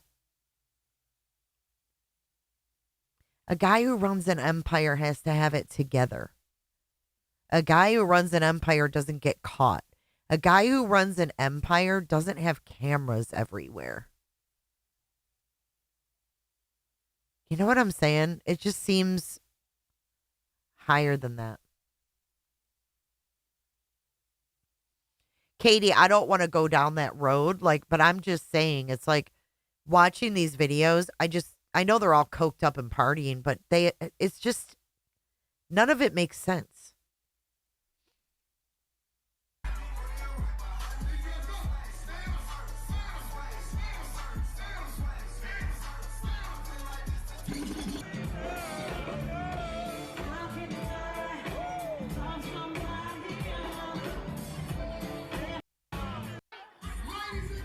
I mean, look at these guys. What the fuck? Who the hell is this?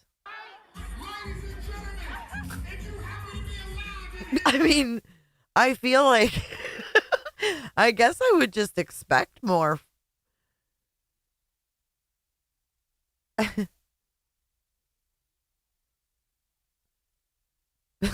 Explore core.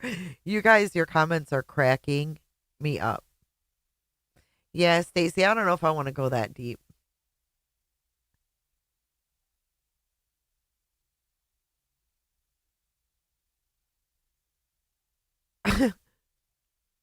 This is Clive. Do you think it's funded by politicians? Well, okay, let's look at it this way, real quick. If we go back into history, this is a tinfoil hat moment.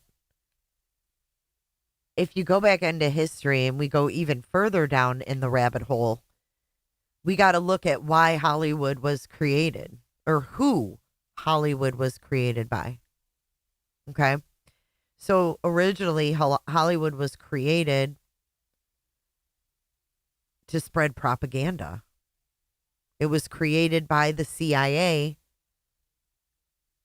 The whole TV programming, that's why it's called TV programming, right? So we're going really deep. We're down in super deep rabbit hole right now. But why would the music industry then be anything different?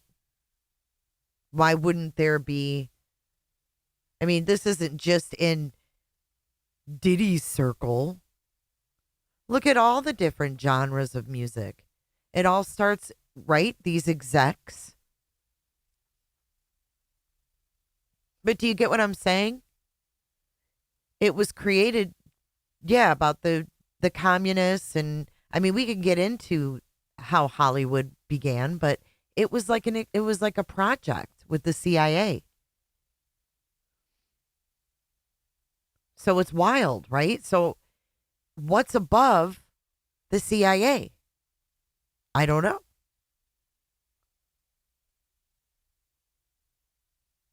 In the part, yeah, when they roll the presidents in, they roll these Hollywood figures in, like Cassie Ventura, the fucking wrestler, becomes into politics. You got Dr. Oz, who's all over TV. Now he's a fucking politician. They're all intertwined, intermingled. They're just playing different roles. And I think the closer that you get to the people like us, like our local senators and shit like that, they're the real people that are kind of, doing what they think is right, doing what they think is best for us. Right. Think of it like an organization. That makes sense. So, right, Reagan was an actor, became a president. Now look who we have now.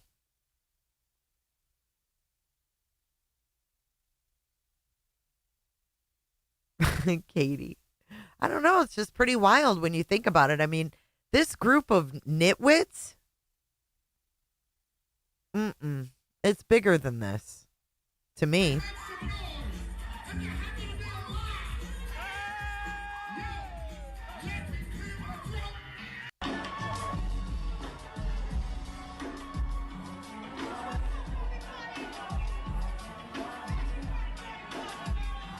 This is terrible. Who planned this party?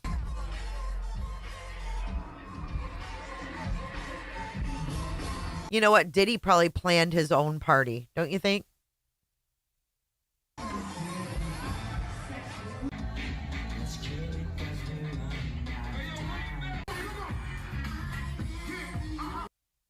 God, he just loves himself too.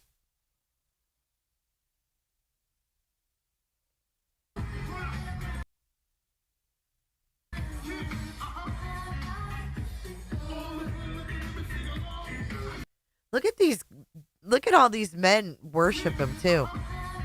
I bet he sleeps with all these. This is disgusting. But watch how these men are like fawning over him. I bet you they all sleep with him. Ain't no men gonna act like this. Hold on. Watch them. Watch how giddy they get after they get done touching him. Unless those are his kids. I don't know. Then I take that back. They just seem to be a little too giddy. It does. It looks like it's in a fucking gymnasium. Look at Usher, at Diddy, at Kevin Hart. Is that Kevin Hart? That's Usher. That was Usher and Kevin. Is that Kevin Hart? Is he his buddy too? Sin, where you at? I'm sitting here in my own little rabbit hole.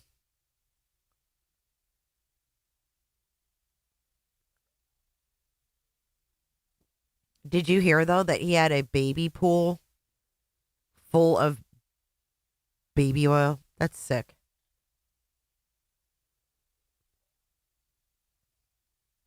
I think that's Kevin Hart.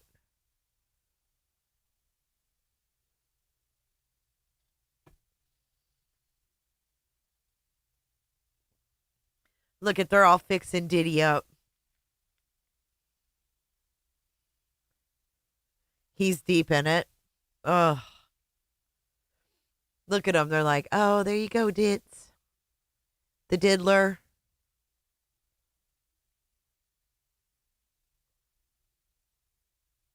I'm all for anyone who's spoke out or continues speaking out on this shit. Oh, look at that. Big old bear hugs. Aw. How cute.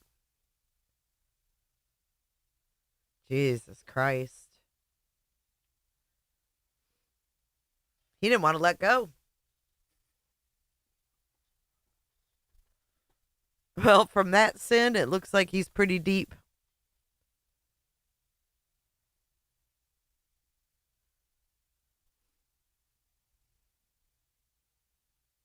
I can't with any of these people.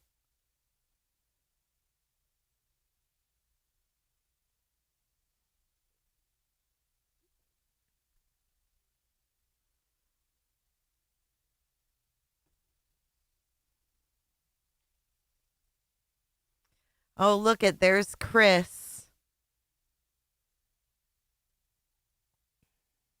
Yep, it went down like, yep, Usher and then Bieber, yep.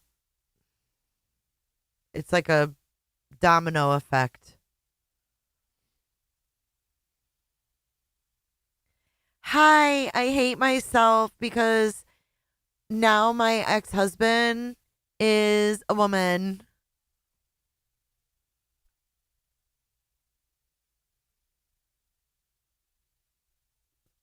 Who the fuck is she? Who is this? These people are something else, man. Kanye posted on X, Cassie X. Well, but you know what? He's on a tangent right now. That was Kobe Bryant. Oh, it is. I didn't even see him there. It totes is. Oh my God.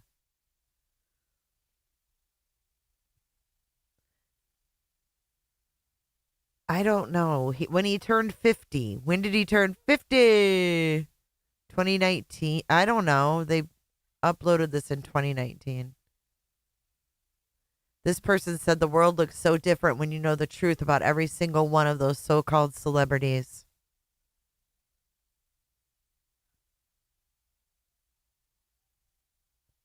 They all got the nerve to play Notorious B.I.G. One More Chance. Justice coming.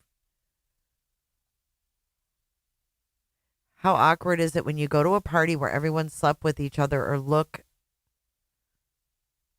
the way Usher be straight up shouting out to his abuser, making him look like he wasn't a victim? Who's here after the raid? Me.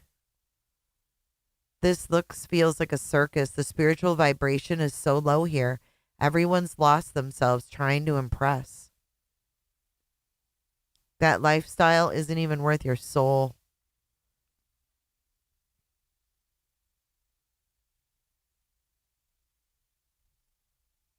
Wow. It is pretty eye-opening.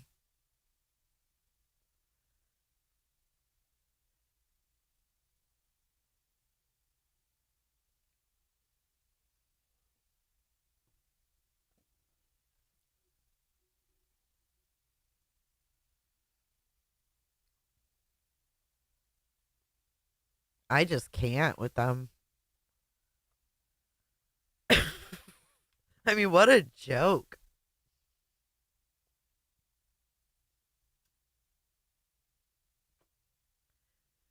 Like, I am just not impressed by any of these people. No, I get not all the parties were bad, but it's just in general. The whole entire lifestyle is just a fucking facade joke.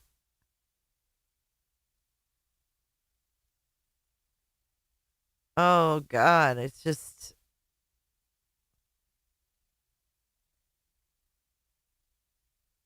I don't. Do you guys know who this guy is? I'm upset because I don't know a lot of these people.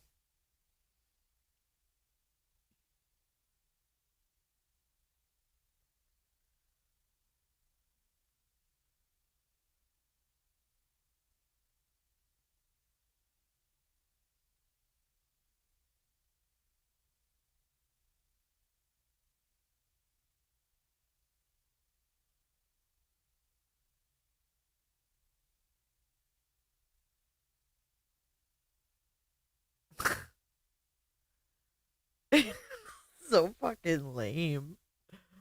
Oh boy.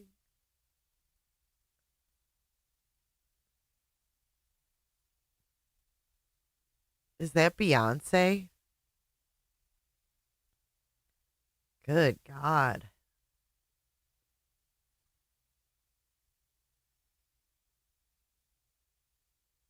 Holler out if you see people. Matt Damon.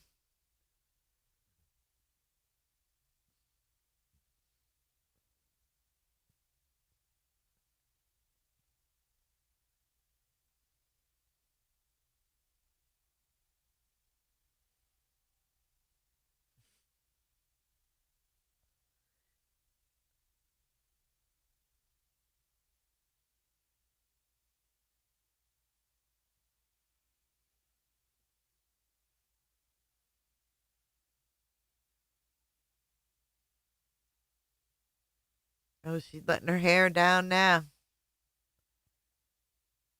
Here's that guy again. PJ Kev, Janelle Monet. These people are really something fucking else. Is anybody even still here watching? 140 of you still here? I feel like I'm in my own rabbit hole here. I've been like not even looking at chat because I'm just astounded.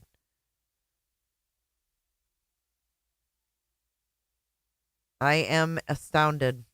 And I have no respect for people that knew about this shit. And I want to know who each and every one of them are. Because enough's enough, man. Look how corny these people are. I mean, would you hang out with these people? I fucking wouldn't. I don't give a damn who he is or what he does for a living. Is it not intriguing, Lucy? Leonardo was at this party. Criminal Med. Hold my hand. I mean, I just would be like, who even are you? I'm godsmacked. I am too, Flo. Like, I'd much rather hang out with y'all than any of these motherfuckers. I can tell you that right now. Put me in a room with you guys. How many are here? 129? I'm down. Just put 129 of us in this fucking gymnasium and I'm good. These guys can hit the fucking road. Who's this guy? All nosy. Look at him. He just looked because he wanted to see who was coming. Look. Oh, shit. He's got a camera. Oops. And look at Diddy. Bear hugging everybody. Well, at least he didn't. You know what? There's probably nothing bad going on here because obviously people have their phones. And then they wear these dresses that are so uncomfortable. It's like, geez. People. Weirdos.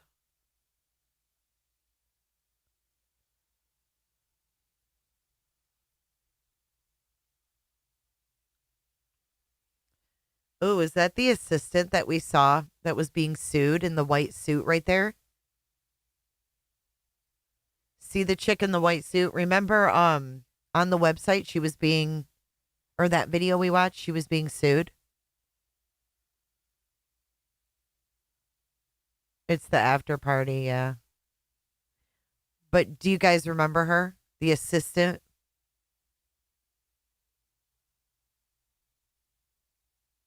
They're just all so in love with themselves and want to impress everybody. They're just so shallow. I wouldn't want to hang out with any of these people.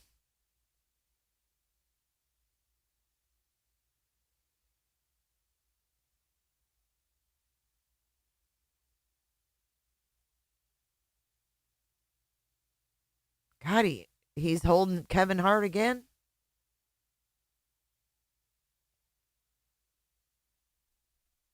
Or is this looping? That looks like that assistant lady. She's accused of grooming this lady here. If that's her, she's accused of grooming. What's she doing? Scoping the place? Like, weird. Weird vibe. Evil vibe.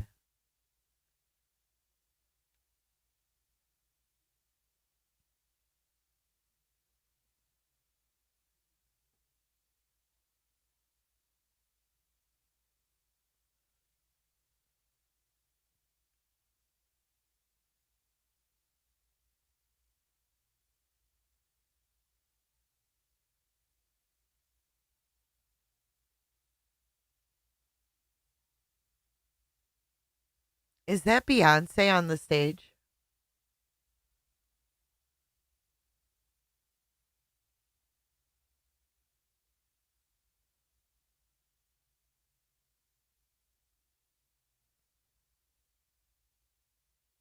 Like, why would you go to your friend's 50th and perform? Like, that's so weird. Fergie and Big Sean. He just loves that all these people came for him. He didn't give a damn about any of them. He even had other people blow out his damn candles. What's this guy rambling about? Look at this. Oh, yeah, go ahead. He's got his own vodka in front of him.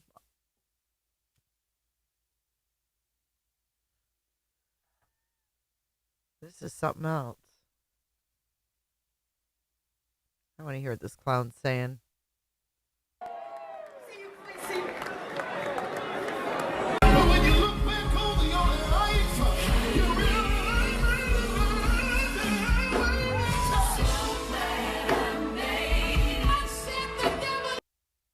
Fuck is he? Thought he was talking.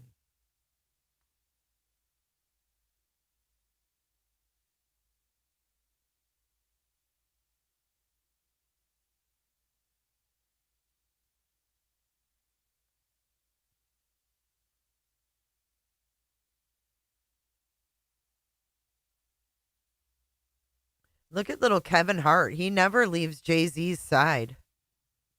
These people are weirdos.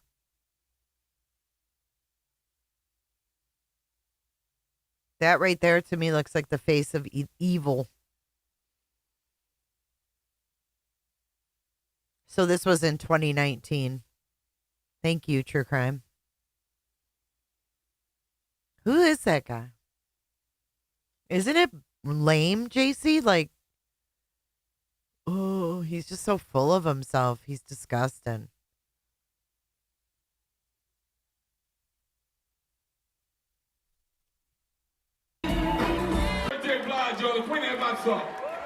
That was Mary J. That wasn't Beyonce. That was Mary J. Blige. I'm so disappointed. I really liked her too.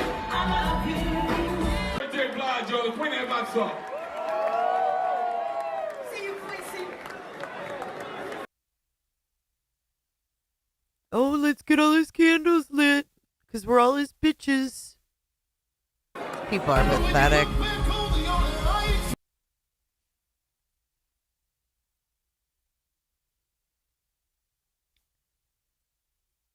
Who is it?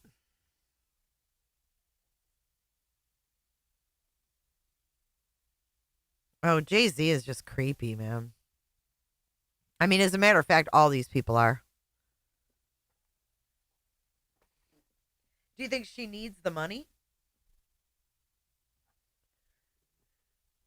Yeah, I heard Lady Tiger. I heard that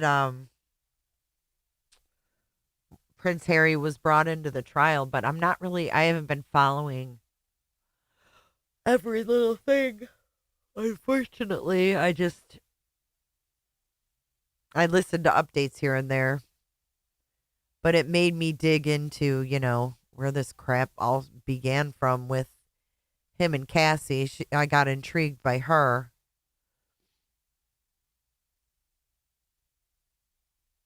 Did you guys, there's one more thing I wanted to show. We went through all these videos. You guys are awesome.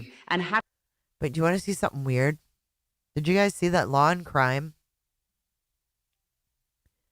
They took and used AI to generate. Check this out if you didn't see it.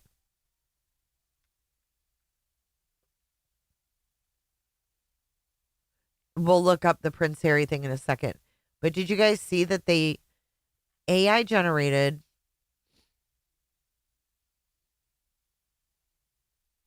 Yeah, I like him on X. Well, it's federal court, so there's never any cameras.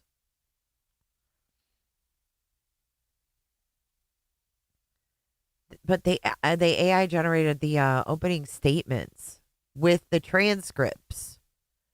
And I was like, whoa, this is pretty wild. I'm not going to play them. I just want to show you guys like the AI that they use.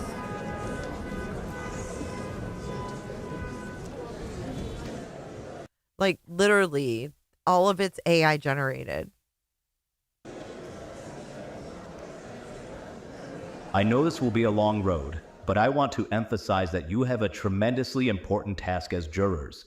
It is to determine the facts. You, and not the court, are the sole judges of the facts. The Constitution itself recognizes your unique role in our system of justice. So please, pay careful attention to the witnesses and evidence received at trial, as well as my instructions on the law. I thank you for your commitment to... Is this crazy? Looks like the judge, right? And then look at, we've got people in the gallery. The freaking prosecutor. So from the transcripts, we're able to see it this way, though. Are they going to do the whole thing? Look at, there's Diddy. You want to know what he looks like? I mean, we can't be in there. It's pretty fucking cool. It's a little scary. But it shows you what it looks like.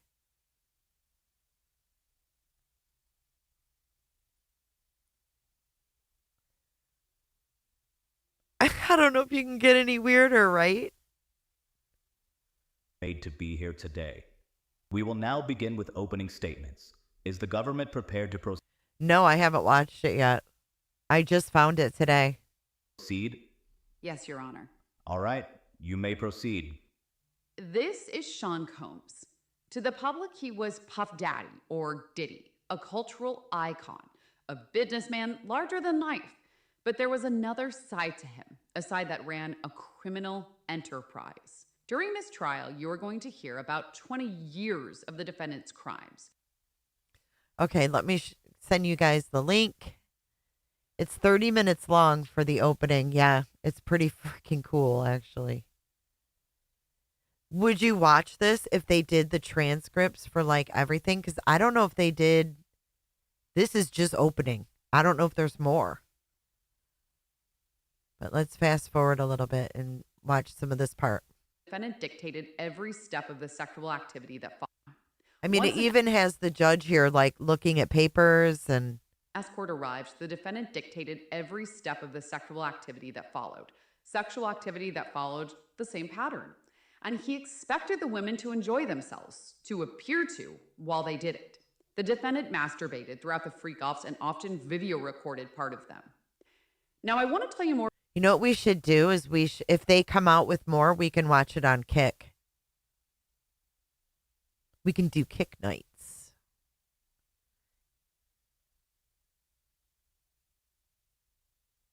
freak-offs and reach out to escorts.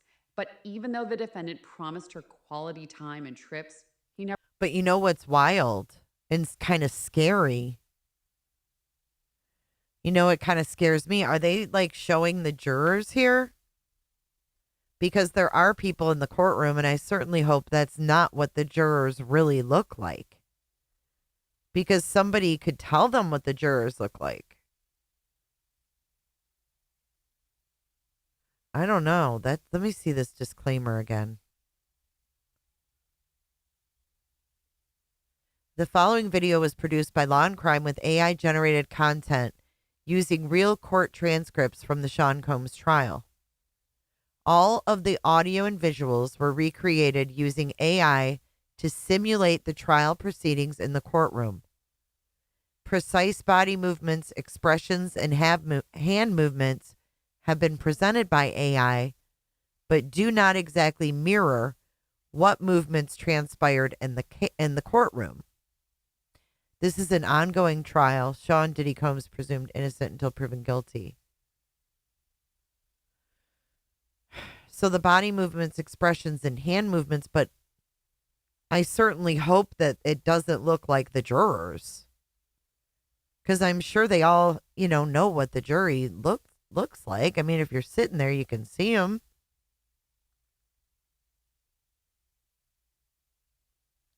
They obviously have reporters in the courtroom. Is this what the prosecutor looks like and stuff? I've never seen her. Attacked Jane. He punched her in the face, kicked her while she was curled up in a ball on the ground, dragged her by her hair and her arm, and slapped Jane's face so hard. Well, you'd be surprised, Sarah Luna. Have you seen their live court coverage sometimes? When they keep hot mics on and they zoom in on defendants when they're not supposed to? I don't have much faith in their network. Hard. She fell over. When all of this was over, the defendant... Yeah, but they shouldn't be showing them what they look like. They don't show them when a court is streamed, even though if you're there, you see them. They never show the jury on camera. Still did not let Jane be. Instead, he told Jane, "You're not going to f my night." The defendant instructed her to put on an outfit and call up an escort for a freak-off. He made Jane cover her black eye and bruising, take an ecstasy pill, and perform for the defendant with that escort. Jane followed his instructions. Like with Cassie, the defendant's violence had gotten him what he wanted. The defendant's sexual violence did not stop at freak-offs, though. Cassie will tell you about a time when the defendant forced himself on her, having sex with her as she cried and repeatedly told him no. And Mia, an employee who the defendant worked to the bone for years, will tell you about the times that the defendant forced himself on her sexually, putting his hand up her dress, unzipping his pants, and forcing her to perform oral sex and sneaking into her bed to penetrate her against her will. As I said before, the defendant had the power and the control, endless resources, and a loyal inner circle who would stop at nothing to get what he wanted. You'll hear how the inner circle covered up the defendant's brutal beating. Are these supposed to be the jurors right here?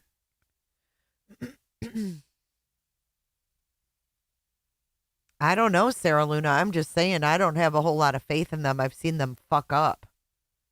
Be sloppy. I hope they wouldn't. Because that's a pretty big case to, you know what I mean? To even depict. What's up, Anne? By keeping Cassie in hiding for days.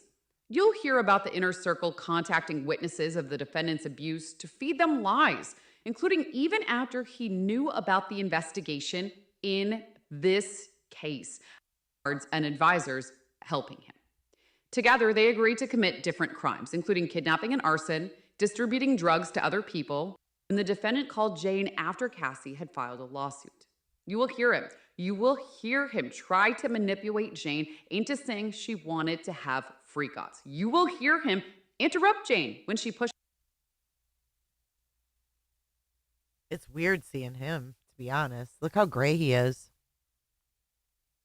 Just saying she wanted to have freak-offs. You will Maybe that's supposed to be the jury, the blurred people. I don't hear know. him interrupt Jane when she pushes back. You will hear the defendant's thinly veiled references to continuing to pay for Jane's home in exchange for her silence. You will see the text messages the defendant sent to his chief of staff right after talking to Jane to make sure that Jane's rent would still be paid on time. The evidence will come in piece by piece. It won't always come in chronological order.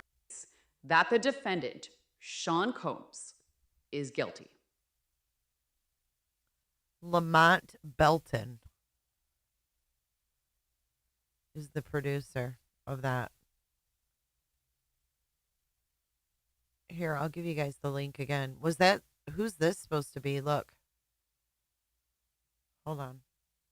Who's that? Anybody know? Here's the link to this again. It is interesting. Don't get me wrong. I think it's interesting. How about just FOs?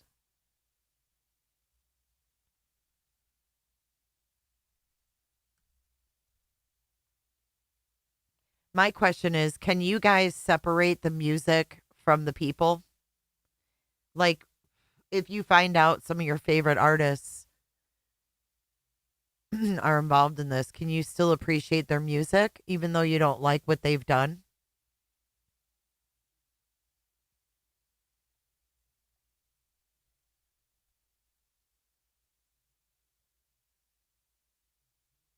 I want to see if this lady looks like the prosecutor. Diddy prosecutor.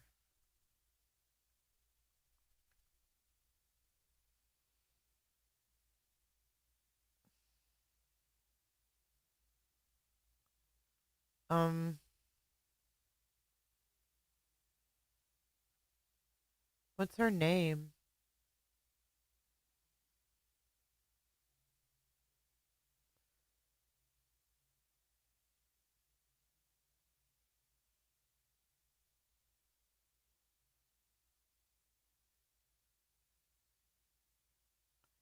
You're having a hard time doing that right now? Yeah.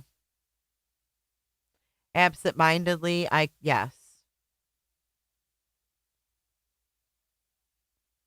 But if I start thinking about it, I might turn the song off.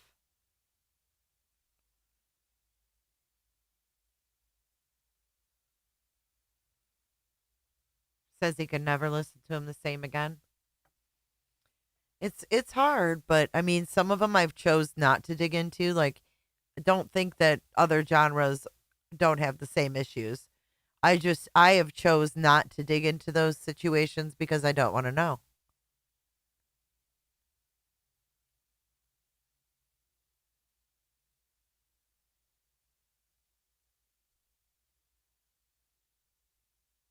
Meredith Foster, is that her name?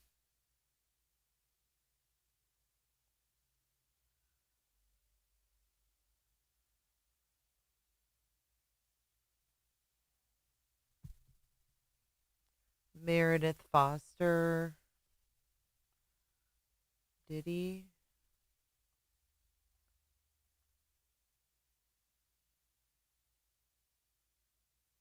I'm confused.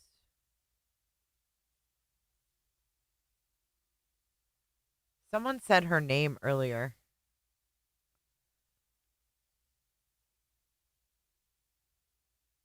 I hate that too. It's like you're supposed to take them serious, right?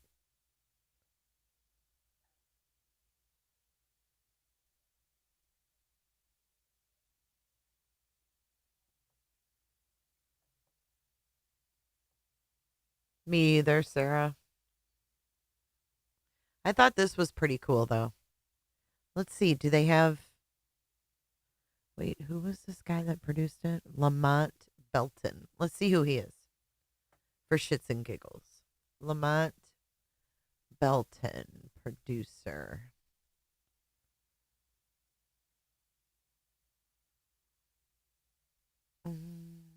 AI specialist. teaching and experimenting with creative AI.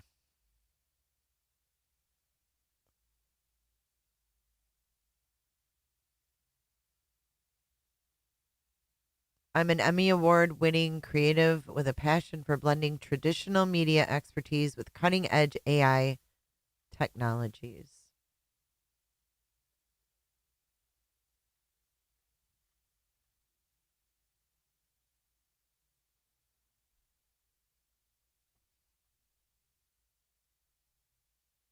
It is a bit scary. I don't like it.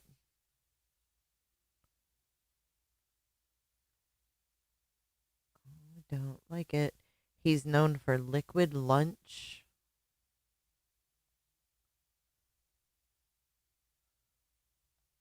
Okay.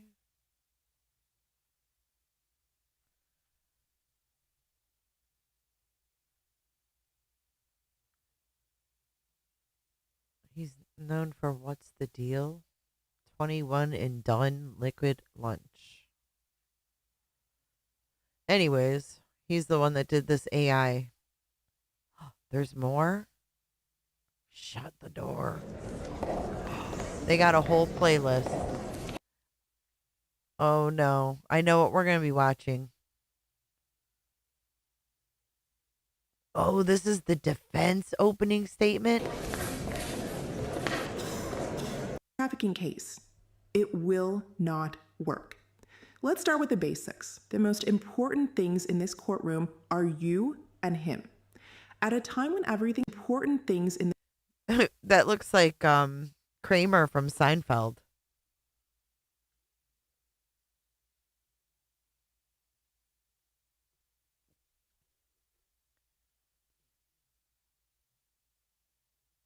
So the ooh. So here, all right, so let me give you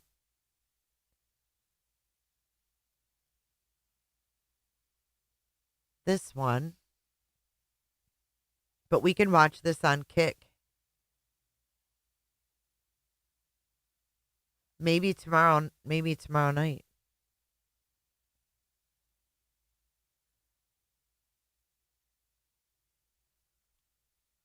That must be one of Diddy's kids.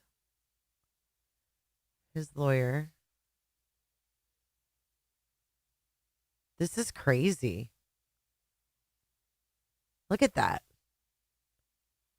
Weird.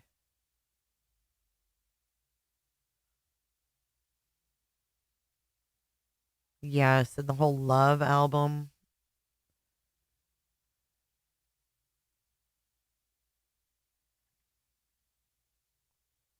They just released these yesterday.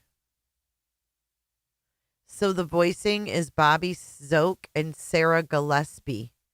Remember, she does a show on Law and Crime. So their voices probably sound.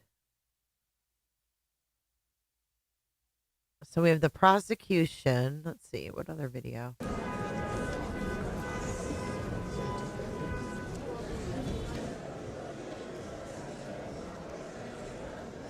I know this will be a long.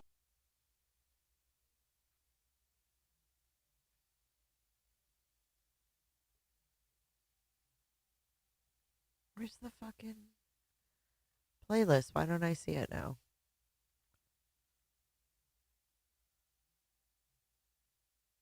Right here, it says 3 videos.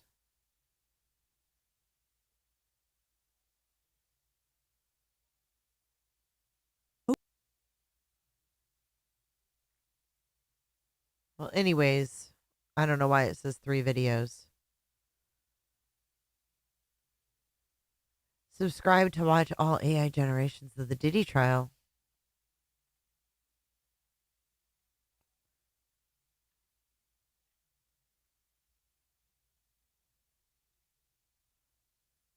Damn, I wonder if they're going to do it for all of it.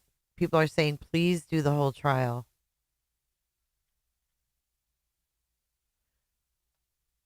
All right, y'all. Well,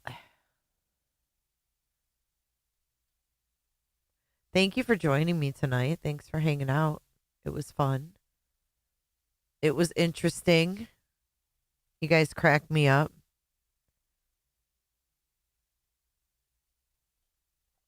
I am going to go to bed because I'm going to the beach tomorrow. I'll send you guys some love from the beach in a short video in the morning. Or whenever I get there.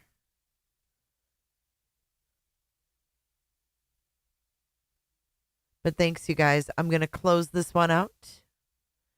And you don't have to even know how to use it. You don't have to join anything. You don't have to pay anything. And you don't get any commercials. It's simply a link. You can open it right on your browser. And I will let you guys know. I will post it in the community section. So depending on if I get fried or not, I might or might not be here tomorrow, depending on how freaking tired I am. It is good beach weather. It is. Good night, everybody. Thanks, guys. It was fun and drama-free. It was a nice little break from the monotony. But enjoy the rest of your Saturday, or it is Sunday. Happy Sunday. Well, it's Sunday here anyways. Some of you might have hours to go. Or some of you guys might already be in Sunday. So whatever. Good night, y'all. I will wear sunscreen every time I do. Always.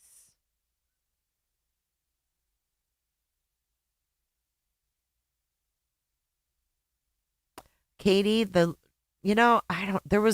don't know. We'll get into that little girl another time. I actually have information on that. They say it's a family. It was her friend. It was their kid, his daughter's friend. I don't fucking know. And that he really didn't adopt her, and it's weird. Anyways, good night, guys.